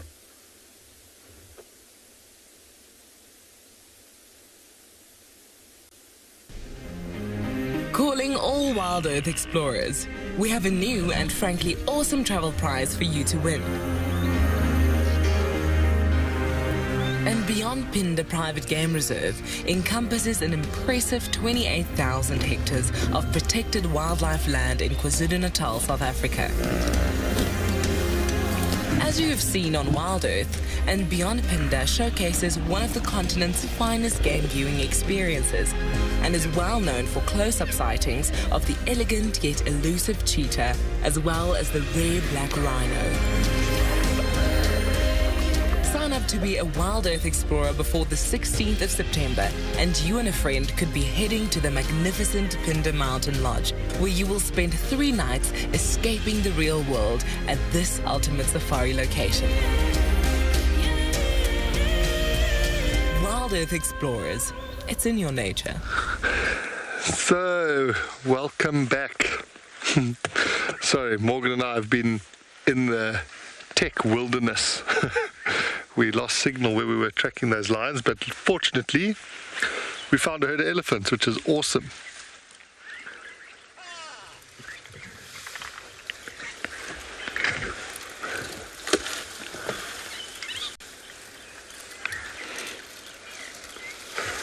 She must have some juicy bits left on the end of her tongue there.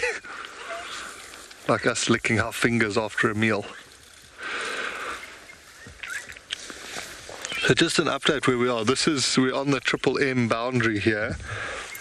The lion tracks we've been following all morning, they've got us in a bit of a quandary because they all walked down the road and headed towards Sydney's dam. And when we went to the dam, only tracks of 2 came out. And we've driven circles around trying to find where they've gone from there, and we cannot find anything. So there was one track that headed south, which we thought, let's come just check Triple M and see if they've crossed, but we got stopped by this herd of elephants, which we're quite happy about.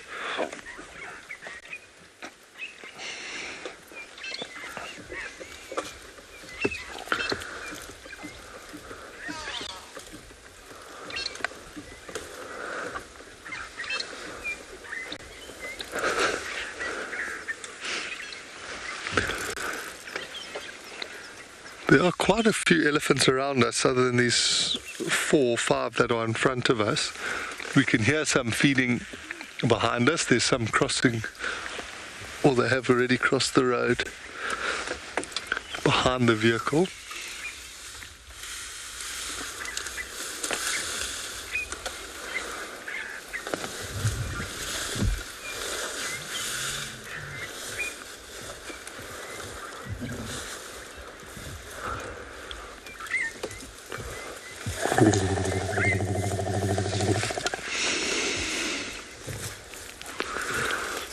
Such a cool sound.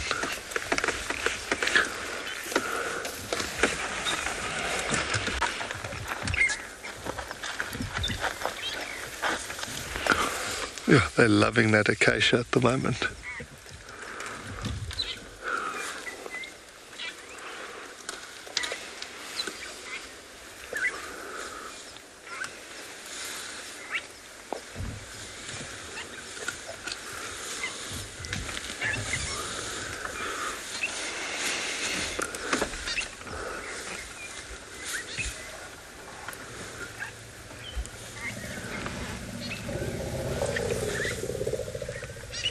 Yo, I hope you heard that.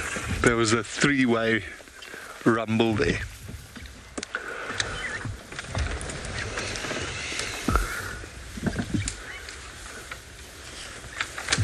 It is one of my favourite sounds. Oh, this looks like an old cow. Eh?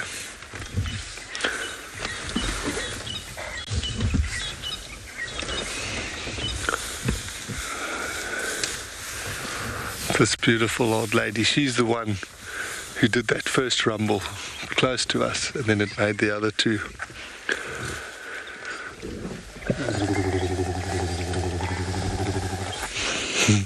Can't quite get the bass.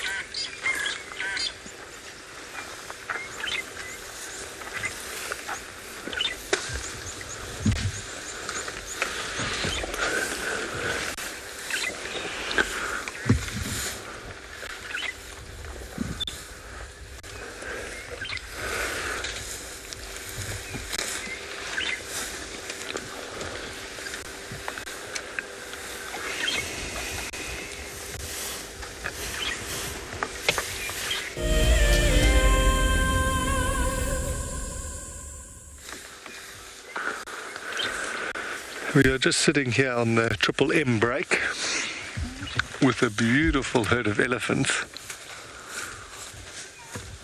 I'm just going to let you enjoy these visuals.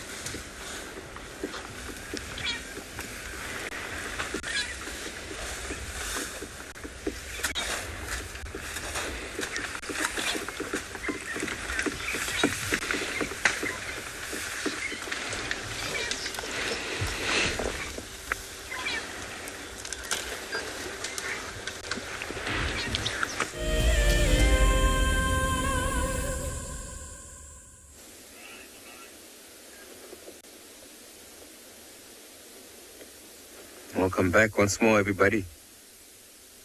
So if you've just joined us, we just had a big herd of blue wildebeest coming down for a drink. And as soon as they left, the zebras came through. As you can see, they're quenching their thirst.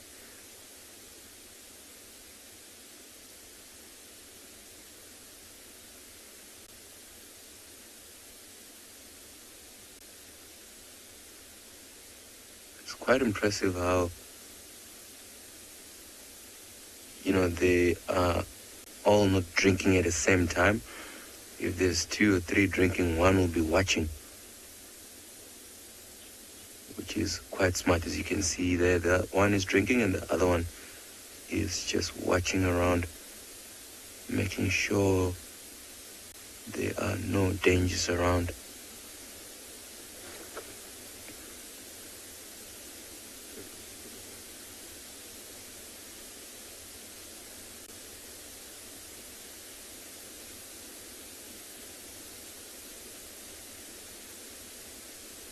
And things like leopard that we're looking for, they wouldn't really go for, a fully grown zebra like that, or wildebeest, because that can tend to be quite dangerous because they are quite big for them. But young ones, the leopards would go for the young zebras, or even very young wildebeest. There's another animal coming from the back there.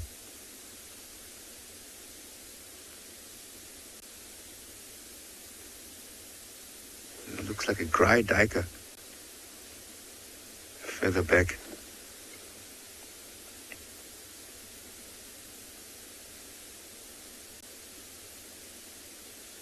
Yeah, that's a grey duiker there. Also possibly coming down for a bit of drink. There is trotting.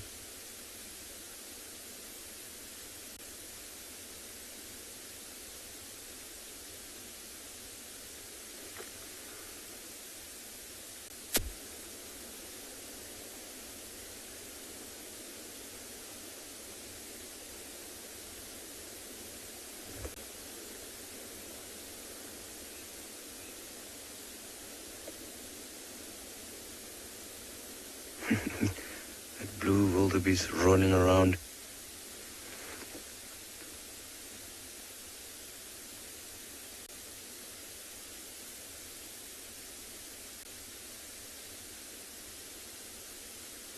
Can you see what it's doing with its feet?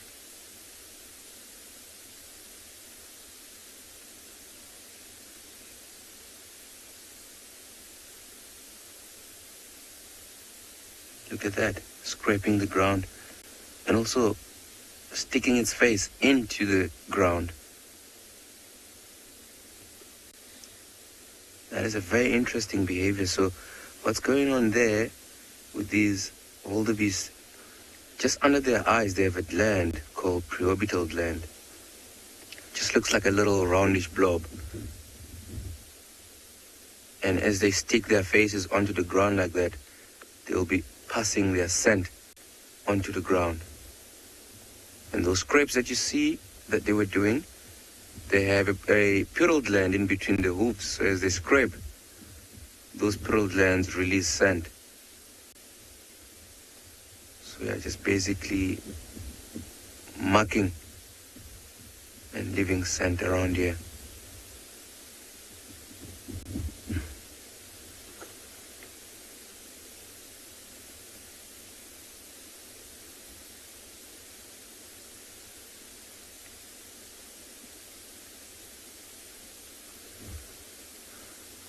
There's one more zebra coming down for a drink as well there.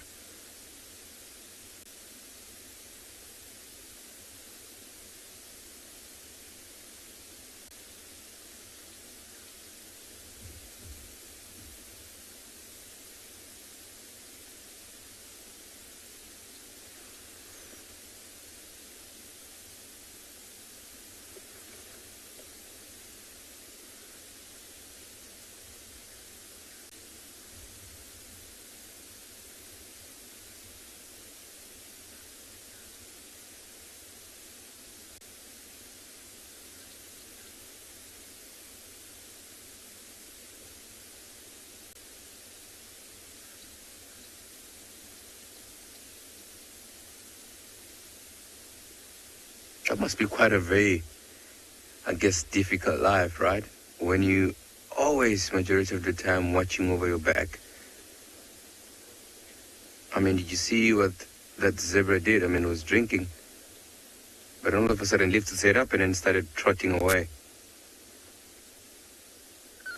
So not very relaxed around these water holes, which you can understand. I mean, if there's things like crocodiles, lions, you always have to be on the lookout.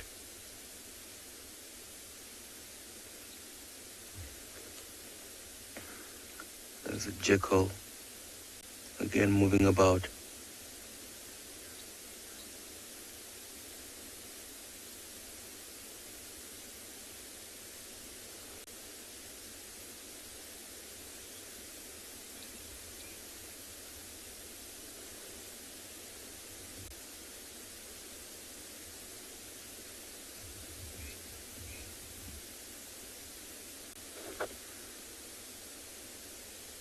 Yeah, and I think that was the last one. And I think everybody has just quenched their thirst and they are moving away. Yeah, we're gonna leave this water hole and head more central, still looking for leopard. But as we head into that area, I'm gonna send you over to Mike, who is going to say good morning.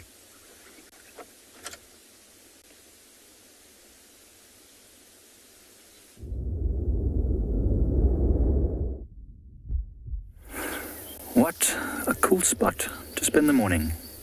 Never been on this particular island before, but I've always wanted to, especially when it is an island. Hi everyone, my name's Mike Anderson, behind the camera is Craig, and this is Ecotraining's Pride Lens Conservancy. We were back at Leopard Dam, and we're waiting for animals to come to the water because it's very, very hot this morning, and it's going to be an extremely hot day, and it's very still and calm. So we wondered if we came here early enough, maybe we'll catch a glimpse of some animals starting to come down. Quiet for the moment. I like this spot. This is going to be my new spot, I think, from now on. You can hear a lot of birds calling around, especially the magpie shrikes. Remember, it's the springtime. Spring is in full swing, and so lots of birds are starting to arrive back, migrants, and lots of our locals are also starting to call and make their nests in order to start attracting mates once again. In fact, this very tree that I'm sitting under, or on this little island, is full of bird droppings from probably courting pairs.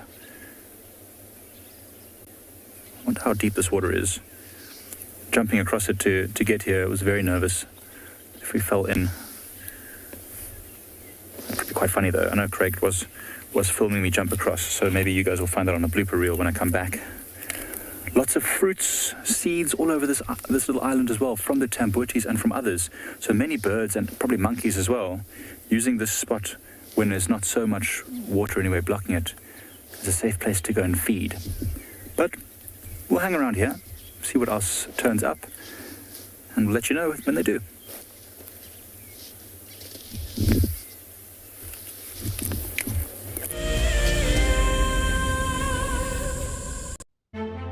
While the African bush is desperate for rain, spring is certainly in the air. Fresh green leaves are sprouting, flowers are adding color to the landscape, and many animals are preparing for the birth of their young. At the moment, large concentrations of wildlife can be found at waterholes, which are the lifeline for the animals. But soon the rains will arrive, and the bush will transform overnight. Seasonal rivers will start to flow, the bush will be filled with baby animals, and it will become a time of plenty. Sign up to be a WildEarth explorer and join Ali and Jonty for a special Spring Has Sprung fireside chat on the 12th of September, straight after the Sunset Safari. WildEarth Explorers, it's in your nature.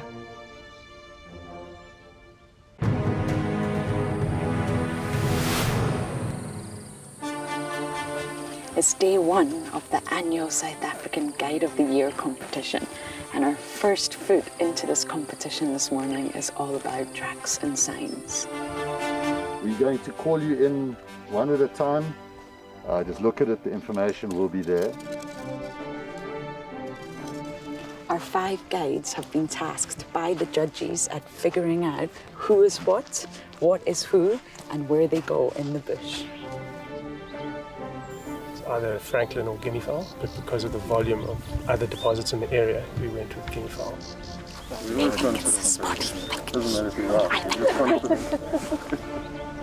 Detailing the surrounding that you need to look out for tracks. The details is very important.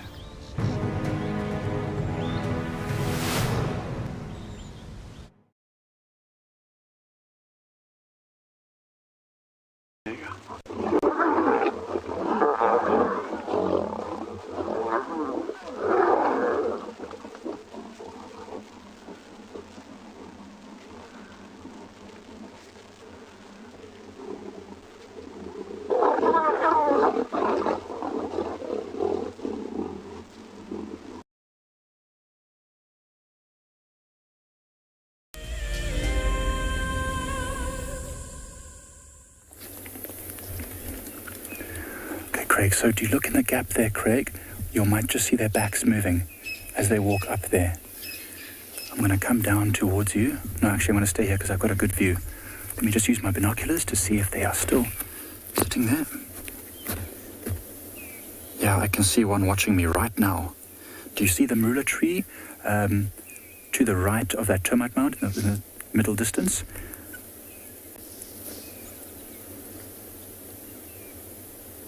You should see movement now. One of the big lionesses is moving to the right. You might just, Craig, there's a termite mound in the shade there. That might be a good place to spot them. I'm watching from here. I'll tell you if there's any movement.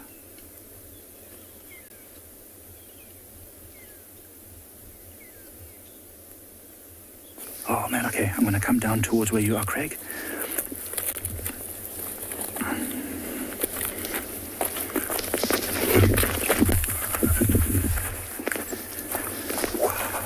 That's amazing. Okay, stop there. My heart is pounding. So that termite mound over there, to the right of it, is where the lions were behind those marula trees. But I'm sure they're going to be coming out somewhere over there.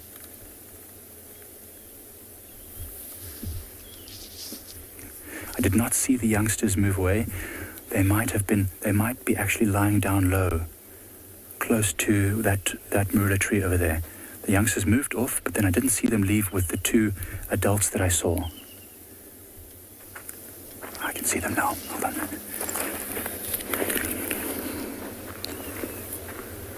Sugar, that was amazing. No, I can't see them now. Their camouflage is incredible in this golden grass. Yo. No, they've moved. What they've done is they've probably moved away to some shade, and now they're lying low. They want the water. I think if we go back towards where the dam or where we normally stay, and we sit in the shade there, and we sit quietly, these lions might try and make their way back again. But as long as we're standing here, they won't come down. So we do need to move back towards the dam wall. Wow. We'll send you over to Jonty in the meantime whilst we try and relocate on these lions.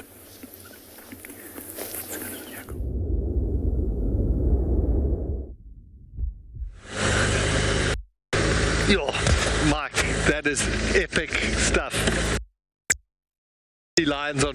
I hope he enjoys it.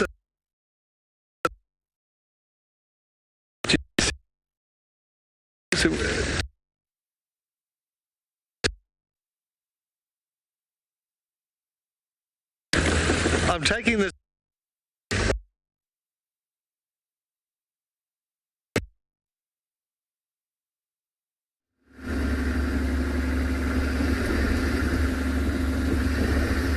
Welcome back, everybody. So yeah, still looking for the signs of this leopard. And we've drove quite a few roads, and yeah, there's no signs. I mean, as you can imagine, if these leopards are walking on the grass here like this, there's no way you'll spot any tracks, unless if maybe they're walking out in the open, on the road, in the sand, then it becomes much easier. But there's been reports of some lions, and it sounds like they are moving further down the riverbed. So I think let's go there. Let's go have a look who's there. And yeah, see what they're up to.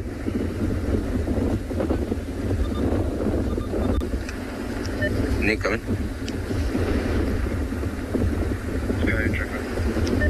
Nick, should I still approach from Samanga Crossing and then head in Riverbed West? Negative, coming along north river, considering just west of property section. Copy. Alright, so it sounds like, you know, as I said earlier on, they were moving, but now it sounds like they've settled down. I mean, it's getting warmer and warmer, so they probably try to find some shade and rest. All right, we're about maybe another 5 minutes from that area.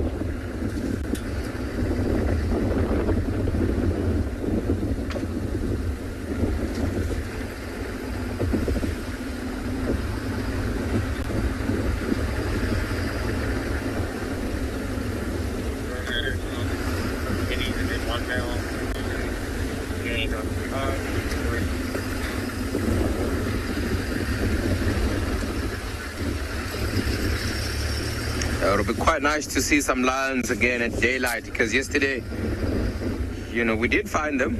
I mean, for those who joined us did see that just before the end of the show, but it was already, you know, dark. Oh, some checkma baboons.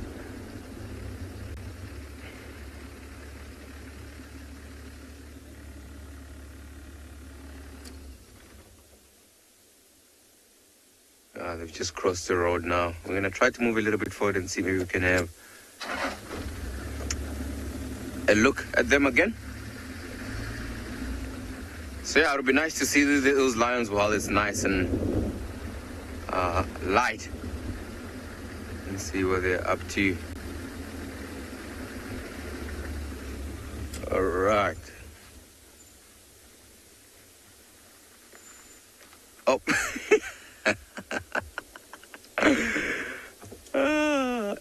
Sorry, there was one that tried to climb the tree and it missed a branch and almost fell. I thought that was quite funny.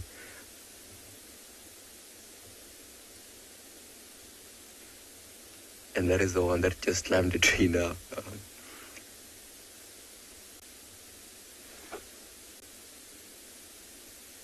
And these trees that they're climbing on, these are jackalberries, and they have some nice green berries that when they're ripe, they're sort of yellow in color. So that's what these checkma baboons are after. Stand by.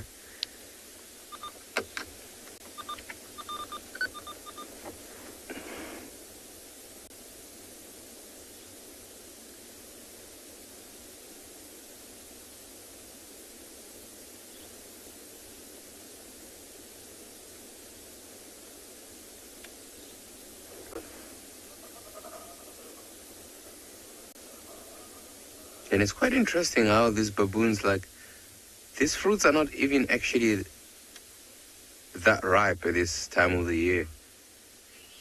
And they just eat them as green as they are. And trust me, I've tried them. They are full of tannin. And once you take a bite on it, it's just, you know, that dry, bitter taste that you get. They're not nice when they're that green. But for the baboons, nah. They love that stuff. Getting down. Probably want to run and join the rest of the troop. Yep. Let's just jump down. All right, let's move to our lions. And leave these guys be, enjoy their berries.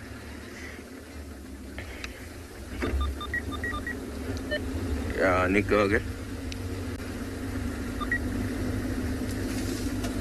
Keep making it up North River, we can take starting back east. All right, and while we're going to that area, I'm going to send you over to Mike.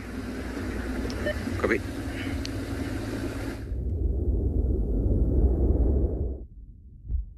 We found them again. We just quickly jumped on our vehicle and we've moved forward and we've got the pride that we just saw on foot. Here they come.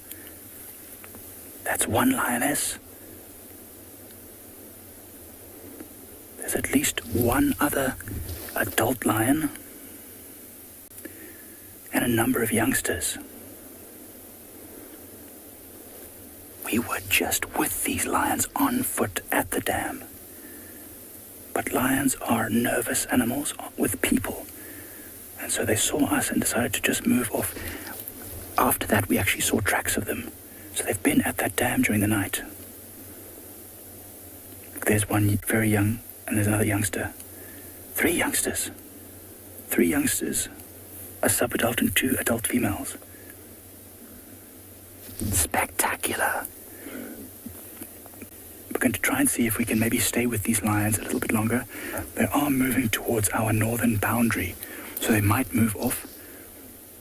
But we're going to try and see if we can stick with them as long as we can. There's more coming. Another cub. 2 more cubs. 5 cubs. 6 cubs.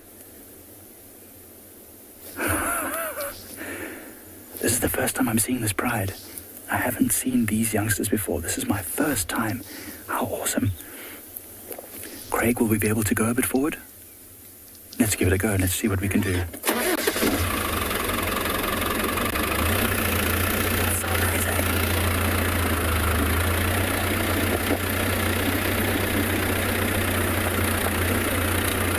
It was so funny. We were doing... Okay, just stop there. Can you see them through that crate? We were just filming a segment and I was talking silly things about bird droppings and seeds, and as soon as we weren't live anymore, I looked to my left and there were these lions, and they are definitely seeing something.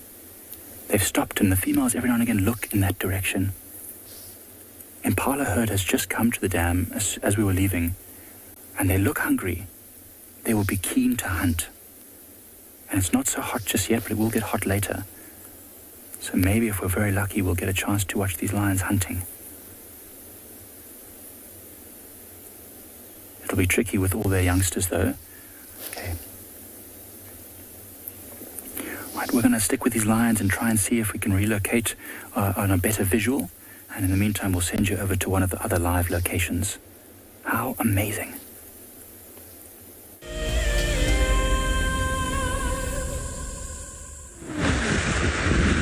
So we are still on the lookout for where these lions have potentially moved. So Morgan, maybe my theory is that because we found some tracks earlier where the whole pride were moved and then there were just tracks of 2. So maybe they're all just carefully putting their feet on top of one another just to trick us. Just to be trixies.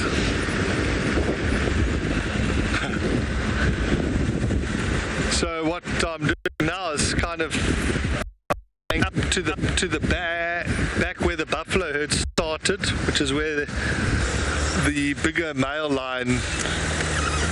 This is where he walked in yesterday.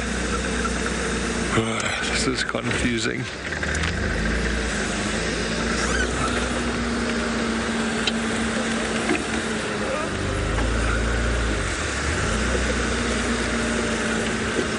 Oh, that's his track from yesterday. Man, this is confusing. Okay, well let's go with that. Because there was a really badly injured buffalo that, I don't know, we all thought these lions would be trailing, and then they were in the vicinity, but it was just one male. So we're just trying to piece this whole thing together now. Quite the old conundrum.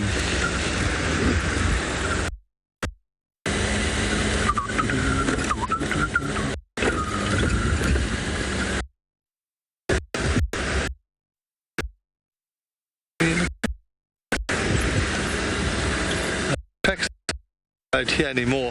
So where we left the herd of buffalo is up on the right, so he must cut through here. We'll drive around.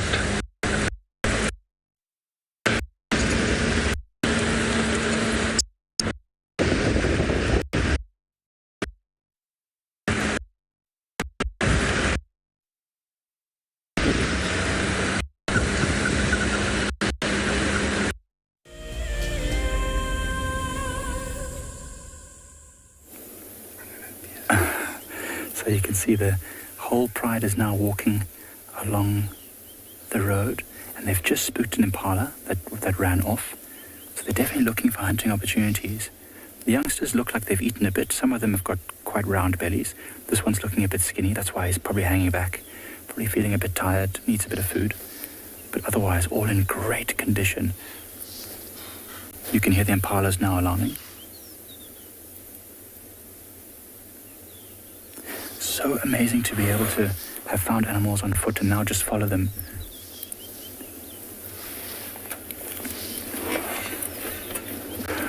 Zoe, it all depends on the circumstances.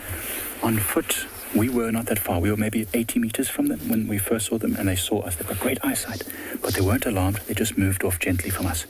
But if it's a situation where they feel threatened or cornered, we wouldn't like to be close to them. So I'd say you'd probably want to be 30 or 40 meters from them to make them feel comfortable. Any closer than that, they're probably going to be quite concerned about us being there. They didn't give us any warnings. There was no growling. There was no snarling, baring of the teeth. So even though this was on foot, they were perfectly calm, that they knew that they could move away without a conflict. So Zoe, we can sometimes get quite close to them as long as we don't give them an idea that we're trying to do something to them. I've been walking before and been 20 meters from a lion that was sleeping, and it put its head up, saw us, but as soon as we were moving away, it relaxed again. Okay, I think we need to try and keep up with them. I can hear them alarming, the impala's alarming, so we'll keep trying to move forward. This is exciting. I also don't get to be on the tracker seat very often, so this is really cool. Okay, I think Trico is also maybe looking for some lions, so we'll send you over there for the meantime. Let's wish him some luck.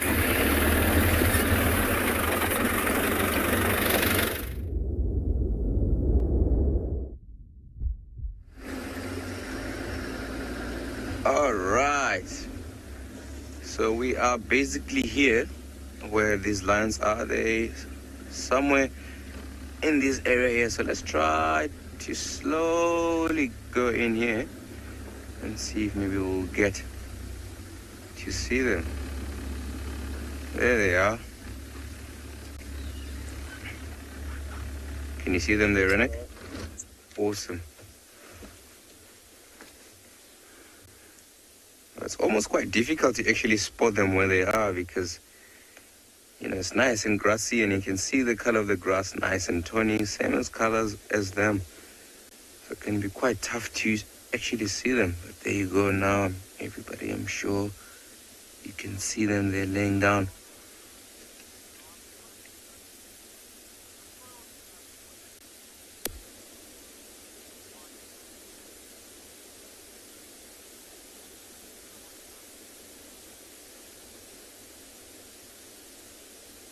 So earlier on, when we were still making our way here, these particular animals were actually moving. They actually came from just behind us in the north and then slowly heading south. And they are now actually on the edge of the riverbed of the Timbavati. Also under some shade because it's nice and cool where they are, and I'm sure they're loving life.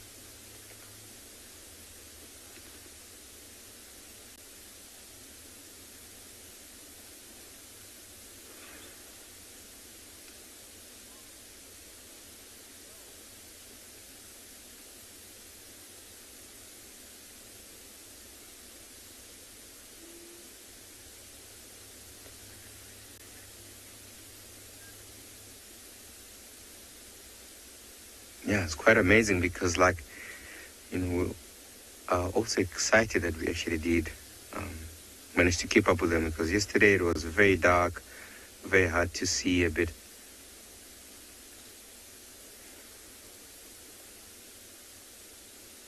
It almost looks like they're looking further west from where they're sitting. I wonder if maybe there's more lions there, or maybe they're just looking at some animals maybe from a distance crossing the riverbed.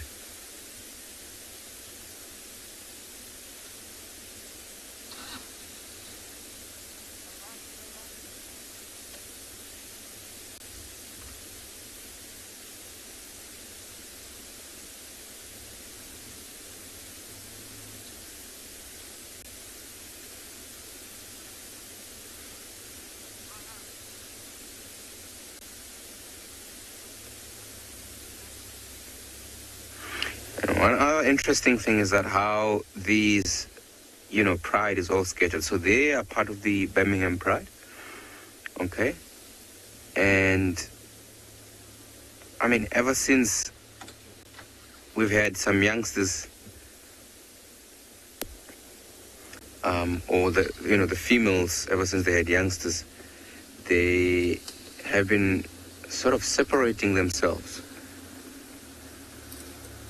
And the other pride yesterday, I think it was further like south of us. And these guys close here. Let's actually, I'm going to try to actually go a little bit closer. Just to see how many lions are in here. All right, I'm going to try to reposition us again. All right. I mean, we might be looking at 2, but there might be more. So let's try to have a look. I'm going to go to I'll get you just hold.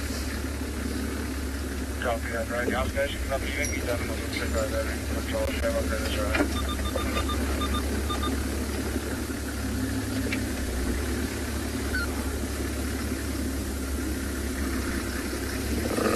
Try to approach as slowly as I can because you do not want to disturb these animals too much. And try to be as sensitive as we can.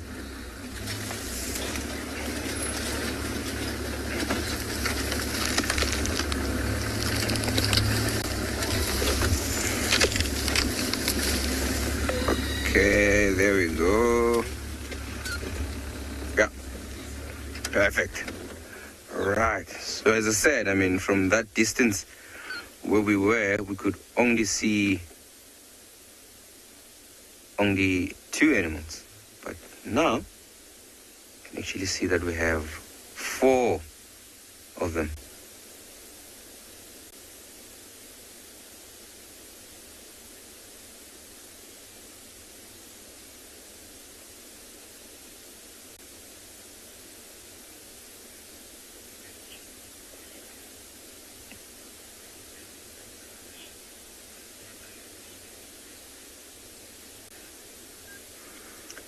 Lily Pan, I believe your question is, will the sub-adult males form a coalition? And if the sub-adult females will stay with them? So I think the sub-adult males, they've already formed the coalition.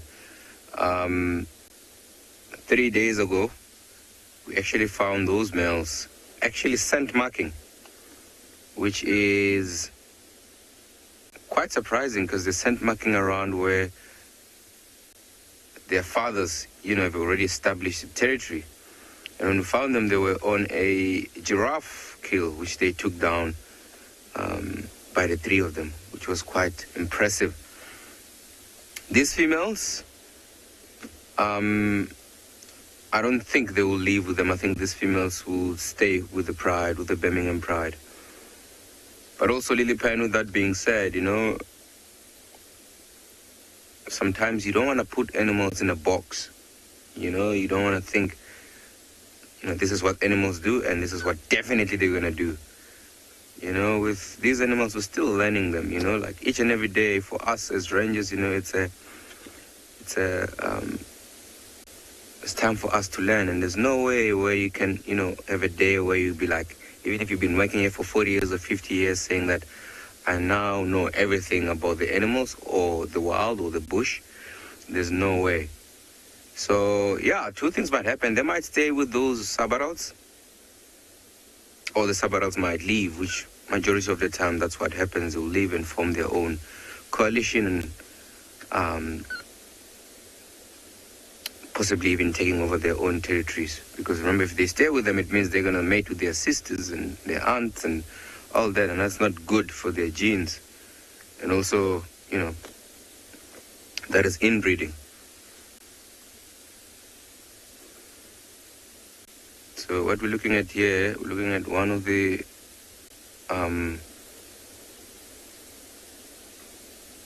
older female, I think it's the hair laying down there in the middle, and then the 3 sub-adults with her. And where they are, actually, they have a fantastic vantage point because anything that walks down the riverbed, they'll be able to see it. Without that particular animal even realizing that there's lions up here on the banks here, because they're very nicely tucked away. So if things like buffalo, or wildebeest, or even impalas or any of the antelopes come past, these lions will be so interested in them. And again, look at their bellies. Look at the bellies, how flat they are, okay? Especially with the ones that are laying down. It's almost a straight line. So with that, you can tell that they haven't fed in a long time. Yeah, they might be interested in catching something, if it's possible.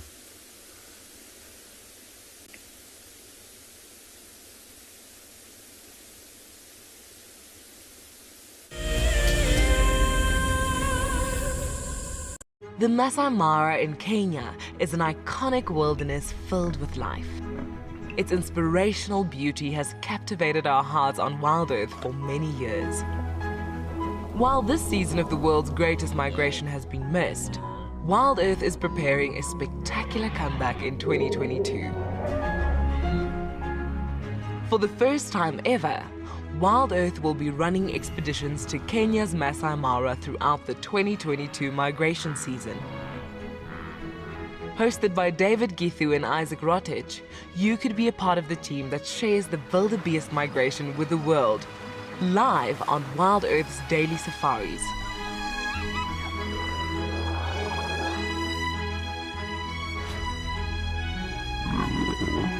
If you're interested, then head over to our website to find out more.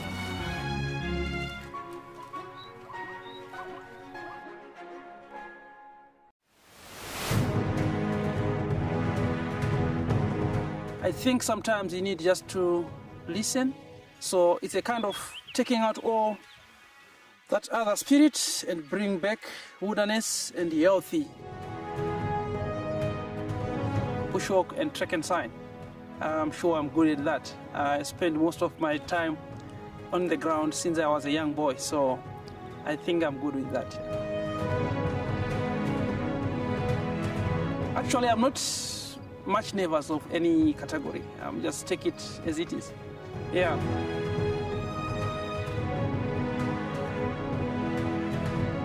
I'm not 100% sure on what the judges are looking at. So chances are 50-50 on my side. I'm not... Obviously, when you go for a competition, you say you win.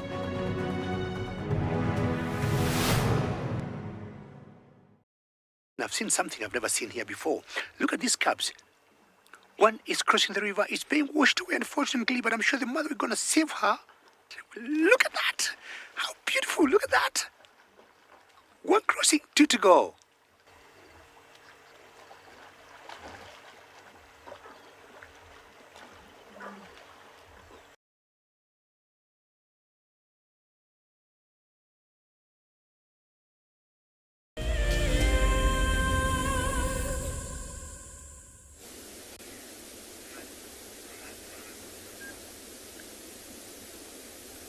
Alright, welcome back again once more.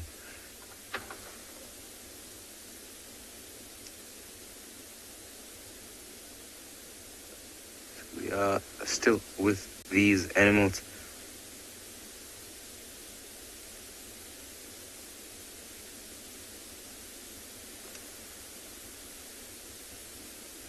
I like how the other female has her back legs on top of the other one. One thing that I like about lions is that they're such social animals. And, you know, sleeping and touching like that, you know, it instills that strong social bond.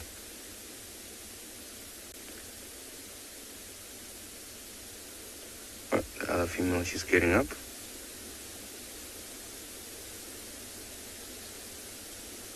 Trying to find a better spot to lay down. Probably maybe a little bit exposed from the sun, a bit from the other side where she was, so maybe that's why she moved rather, into this spot. You can see her tail is going and her ears are going. Those insects are back again, bothering her.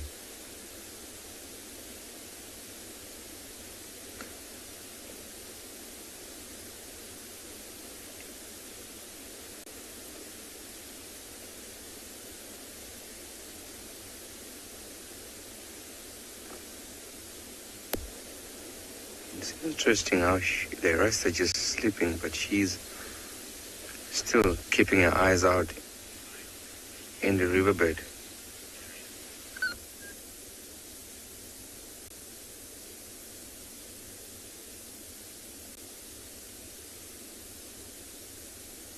I didn't really copy the name of the Darius. Oh, there we go. Thanks, Johan. I believe your question is, do lions have cubs every year? A very good question there, Darius. So lions will have, youngsters, at any time of the year. But I wouldn't say each and every year they'll have to, have youngsters. But they can have youngsters at any time of the year. But a very good question there.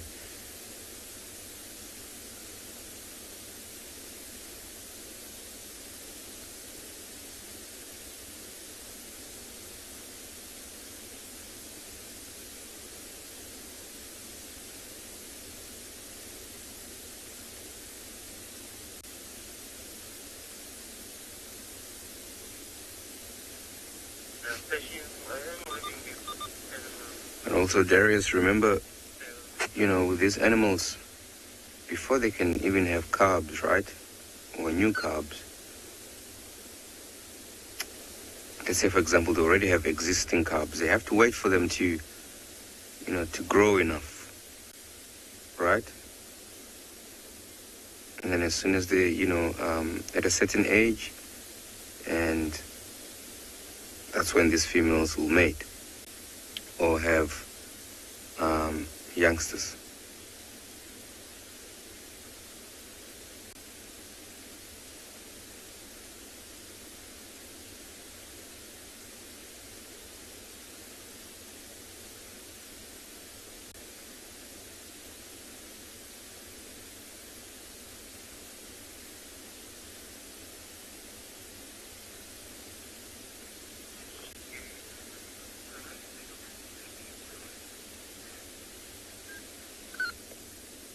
Ralph, I believe your question is, why are they called the Birmingham Pride? A very good question there, Ralph. So, Ralph, these lions, they basically didn't, or, were not born here on Ngala, right? So the original, Birmingham Pride, the descendants. So these lions actually came from the west. Okay, the west of our reserve. There's an area there, or a reserve called Birmingham. And that's where they came from. And that's where their name is coming from.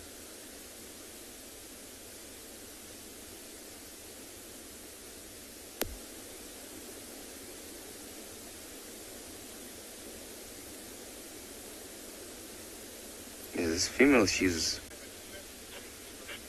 very interested in that particular direction. She's looking, but I can't see what she's looking at. But also their eyesight is much, way better than our eyesight.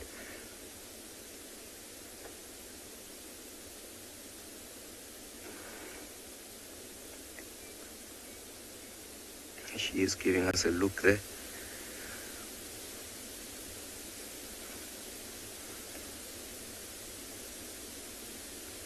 She looks in pristine shape, very nice and healthy.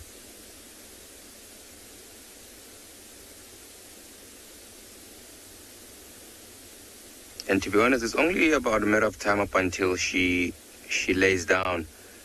And I think they'll all sleep for the rest of the day, really, unless if something of interest comes past. But I think it's only a matter of time till she drops her head down.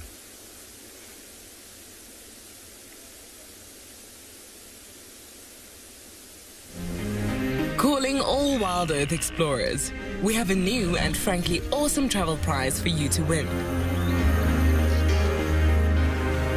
andBeyond Phinda Private Game Reserve encompasses an impressive 28,000 hectares of protected wildlife land in KwaZulu-Natal, South Africa. As you have seen on WildEarth, andBeyond Phinda showcases one of the continent's finest game viewing experiences and is well known for close-up sightings of the elegant yet elusive cheetah as well as the rare black rhino. Sign up to be a Wild Earth Explorer before the 16th of September and you and a friend could be heading to the magnificent Phinda Mountain Lodge where you will spend 3 nights escaping the real world at this ultimate safari location. Wild Earth Explorers, it's in your nature. Welcome back. We've found ourselves at yet another watering hole. And this one you can see is drying up pretty quickly. I was here not too long ago, a few days ago, and there's a notable difference. So when it gets to this point, it goes quite quick, the drying up. But we should be having our first rains quite soon. Yesterday or the day before, we had a very, very hot wind that was blowing, which is called a berg wind, and it usually means that there's a cold front on its way. So I think in the next couple of days we are expecting some cold weather and some rain, which the reserve is needing. So it'll be very welcomed. It's interesting that there aren't that many. You can see a hardy-dar enjoying the shallow waters. We were talking about it last night as well, one of the other drying up watering holes, that hardy-dars generally feed on earthworms on dry land, but because the earth is so hard and dry from lack of rain, I think it's probably too difficult and too hard for them to get those long bills into the earth, and it's just easier for them to wade like this, just like water birds. Oh, there's some Ngala coming down to the drink.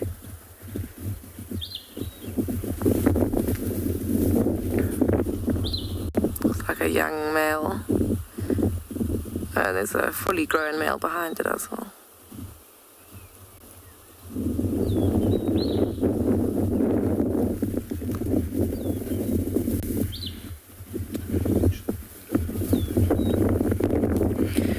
So, I know you've just been shown the Phinda prize. It's up for grabs. And what we're looking at here, Ngala, are not very widespread around South Africa, but it is probably one of the most common antelope that you'll see here at Phinda Private Game Reserve. So if you do win that prize, you will be seeing a lot of these guys. They are really, really beautiful, and they're something that we see quite a lot.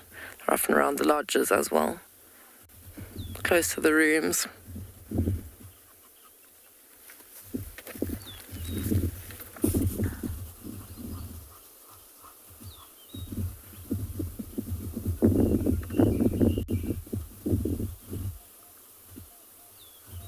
And it's quite interesting, you'll notice that the two Ngalas closest to us are a brown colour, whereas the one on the left-hand side or furthest away is dark grey.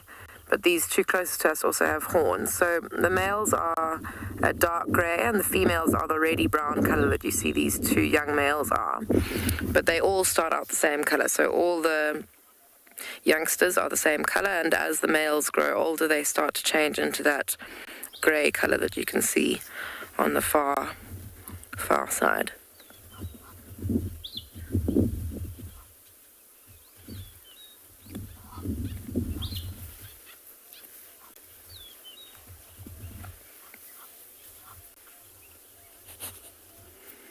Oh, there's another one coming out on the far side. Oh, no. Oh, little one. Look how tiny that is. Sweet. A whole parade of them coming through. There we go. Just as I say, they're quite common on Phinda. It's showing us that.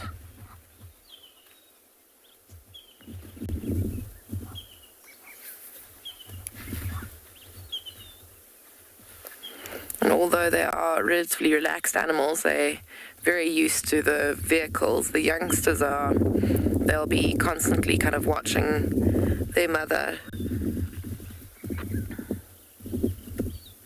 to take from her behavior whether they need to be nervous or not. Like you can see now, she's quite nervous to drink, and that baby won't drink or kind of relax until its mother has. You see how it's staying very, very nearby to her because she's a little bit agitated, so it feels like it needs to stay close.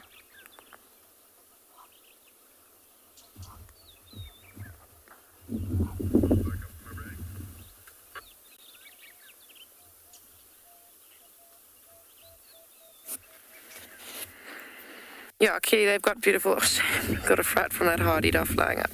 They do have beautiful patterns on their bodies. Those stripes are really pretty, and little white spots as well. And that's a kind of form of camouflage. They tend to be in thicker areas, thicker vegetated areas.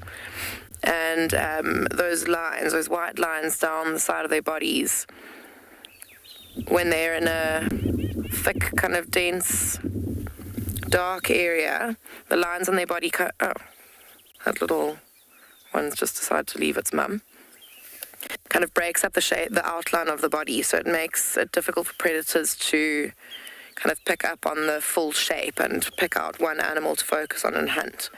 You can imagine light shining through trees or through the trunks of trees and leaving shadows in lines on the ground. It's kind of trying to mimic that effect.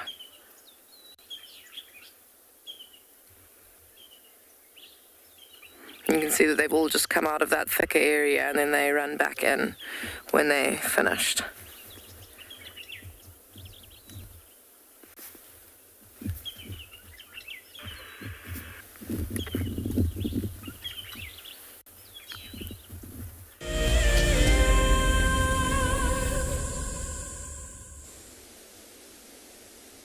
Alright, welcome back everybody.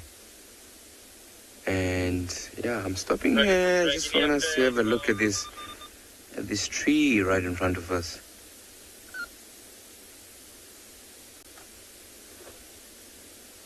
Quite dark with a little bit of white patches. I don't know if you can see that, but this is a marula tree.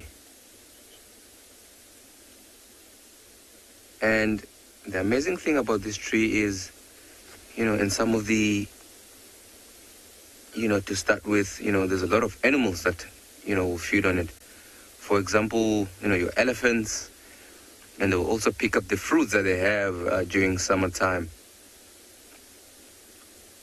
But with African people, this is actually one of the most important trees to them with certain African cultures.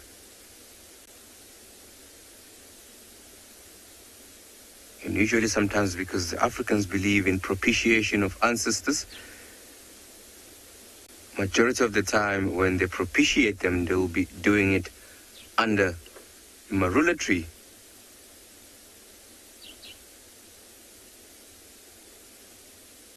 And also the fruits, you can use them to make jam. Some people make alcohol,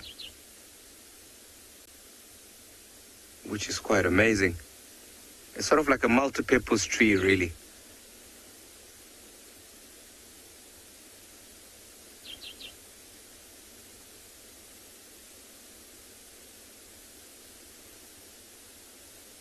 And we do also use it as an antihistamine. So the decoction of the bark can be used for that.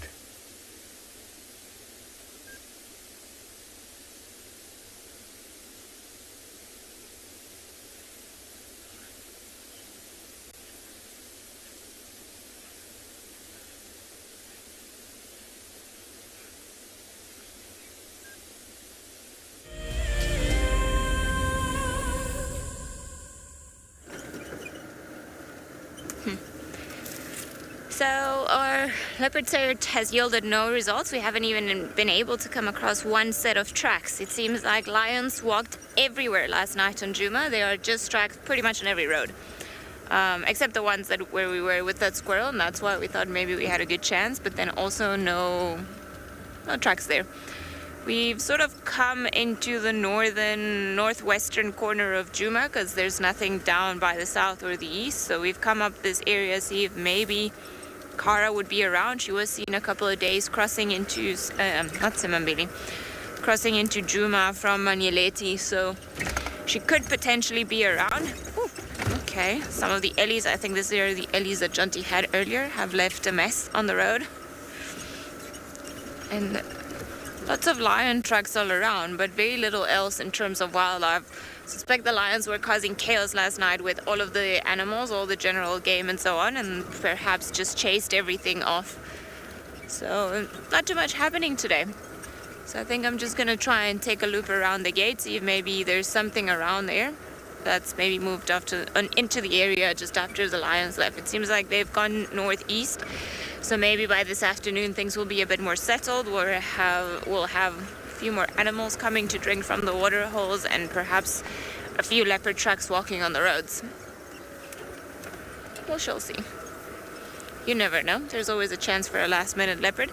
Although it seems like it was a particularly quiet morning everywhere. I also spoke to some of the guys in the eastern part of the traverse, and they didn't have much to report either. They just said it's been a fairly quiet morning. So maybe the animals are just having a day off. Instead of a Sunday, they have, what day is it today? Tuesday. Have Tuesdays off.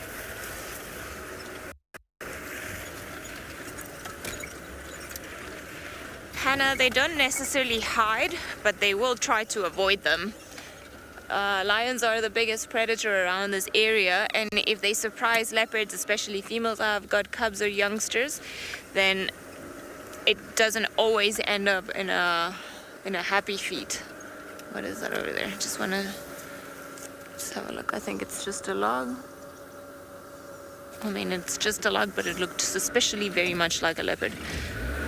And once the lions move into a specific area, then you'll find that the leopards will avoid a little bit that area or won't be in it as much, and then they'll just move off somewhere else. And now that the lions are gone, then the leopards are likely gonna move back into the areas. There's always it's almost like an ocean. There's always a sway. So when there's too much here, some others go here. When this ones go here, then this ones go here. I thought there was something else up there. But yeah. Happens often in areas where you have very high densities of lions and you won't have as many leopards. And then the other way around, in areas where you have a lot of leopard, likely you don't have as many lions. Seems like Jonty's on the move. Let's head over to him and find out if he's had better luck than what we've had in the last couple of minutes.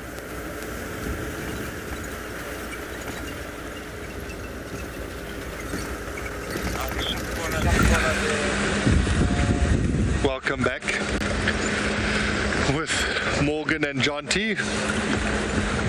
We have been trying to figure out what happened with these lions. I don't know.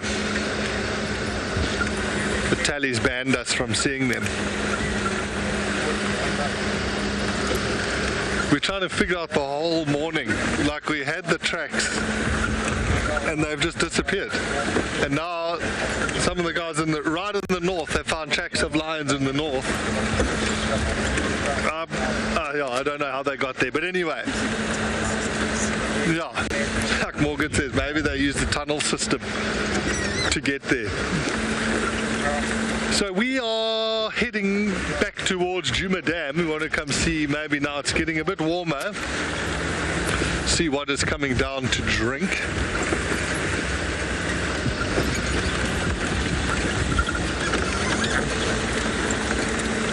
And what's also amazing is that the whole herd of buffalo also seemed to vanish.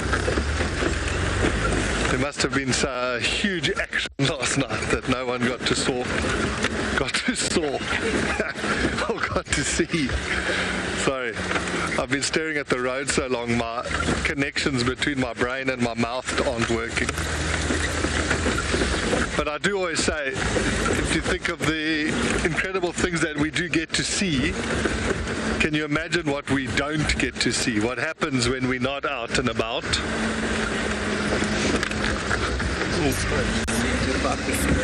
Oh, did you get my hat again? The camera on Rusty's just been zooming into my head on its own mission this morning.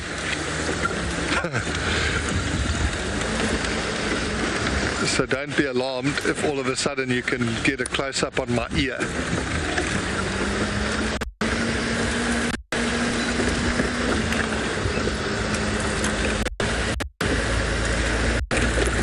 Benson, why don't they? It is one of those things that boggles the old mind, because you would think if they just hang out there it's perfect, but you know, they've still got to patrol their territory. There's a big bird flying off there. It looks like a martial eagle. Whew. I'll see if it lands, and maybe I can show you, but I think it is just going. Man, what a pity. It looks like it came off from the dam here. Yeah, the predators, they've still got to patrol their territory and make sure no other prides or other individuals are sort of encroaching on their turf.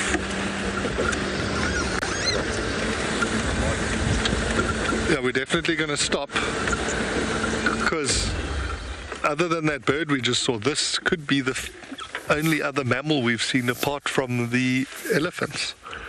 Beautiful male in Ngala.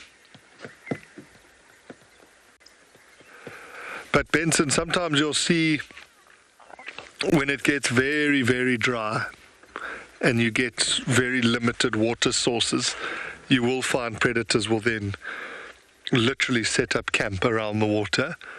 I've seen it a few times at different places. At Phinda in the north, there's a pan called Pipeline Pan, which when it gets dry, that pan is like the death zone for Ngala, actually, because Phinda's got a very large population of Ngala, and the pride lions there would just go hang out at the pan and just kill Ngala daily. Saw it in 2016 on the Sand River at Mala. The prides of lions just moved. There were a few set spots in the river where there was still water, and the lions just literally camped there. And like every day, if you could take the sun, if you just went and sat down there long enough, you would be bound to see something happen. Oh no, what's happened to that impala?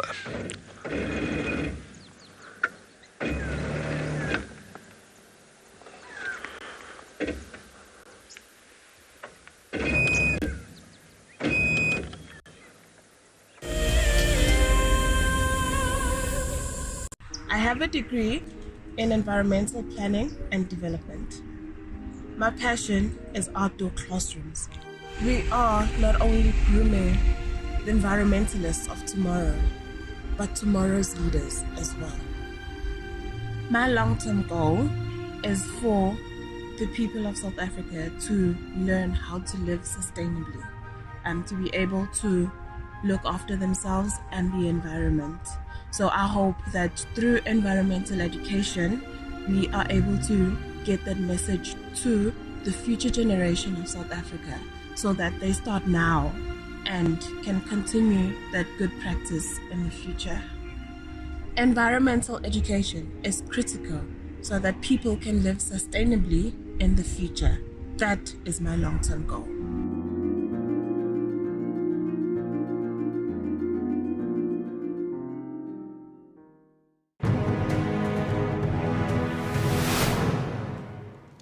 I turned to Shaw and I saw that she had this panicked look on her face.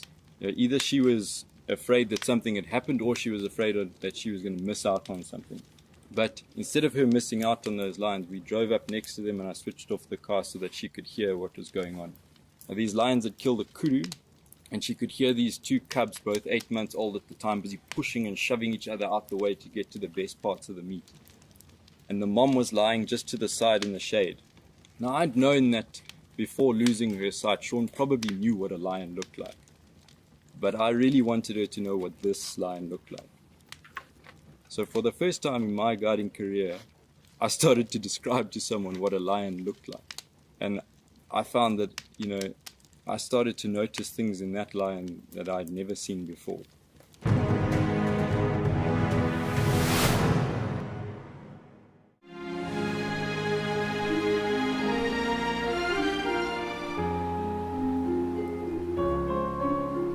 You are cheeky. That was a brave decision. Amber Eyes is...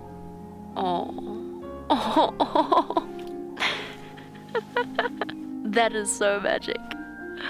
That was absolutely wonderful. Amber Eyes just gave that cub an enormous hug.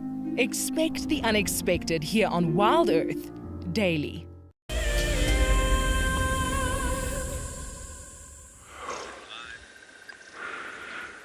So we just trying to have a look at this impala that's down there. I know it's just behind a bush now, but it's the same. It's got an injured back left leg. Looks maybe from a leopard or something like that.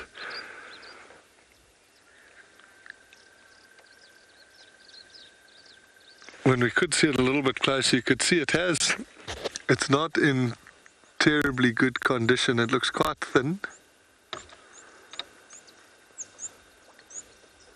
Even though it's still able to move and feed, it's obviously under quite a bit of stress, now carrying itself on 3 legs rather than 4. And so it does look a little bit skinny. I was just saying to Morgan, hopefully it can make it until the rains. I mean, it's a long way, but chances are not good for a lone impala that is limping. Sort of walking around with a target on your back.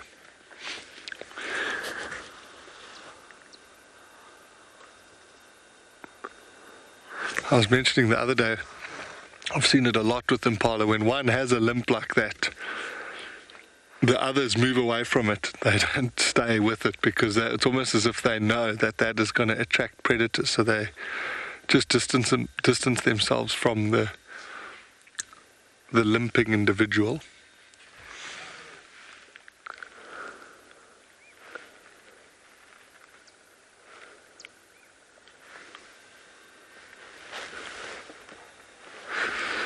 I think we will leave this young female here. I want to drive a little bit further forward, get into the shade. It's starting to cook.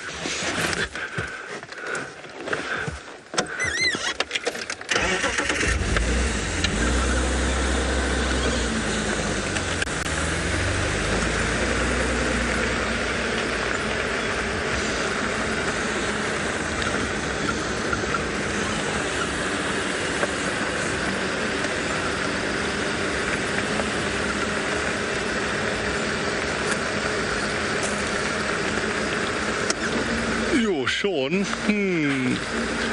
I don't know if they outnumber impala. I mean, they've got a huge number of Ngala. I know it was when I was there, I'm sure it's still the same, but the largest collection of Ngala on a privately sort of owned piece of land. But whether or not they outnumbered the impala, that's a good question. I think it would probably be quite close. I will ask some of the guys who are still working there and see what the last game count, what the last census was. It would be interesting. I think even though there's so many Ngala, I'd say there's probably still more impala, but I think it will be close. Maybe Kim's got some sort of information on that.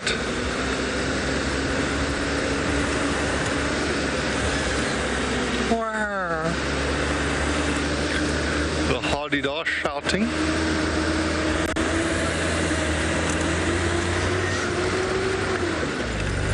I mean, we were really spoilt at Phinda, just seeing Ngala around every corner.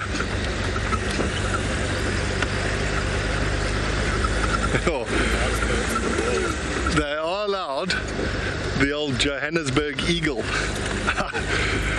Zoom out. Oh no. So our camera has decided that you need to have a close-up view of the bull bar, and unfortunately Morgan can't zoom out. So that focus. You can put it in focus. He just can't zoom out. Shall I stop and go stand in front of the car? I literally can't zoom out. That is so weird. There you go. Oh, there, it's come back. But I think you're going to head over to Ali and see what she's doing. That's so weird.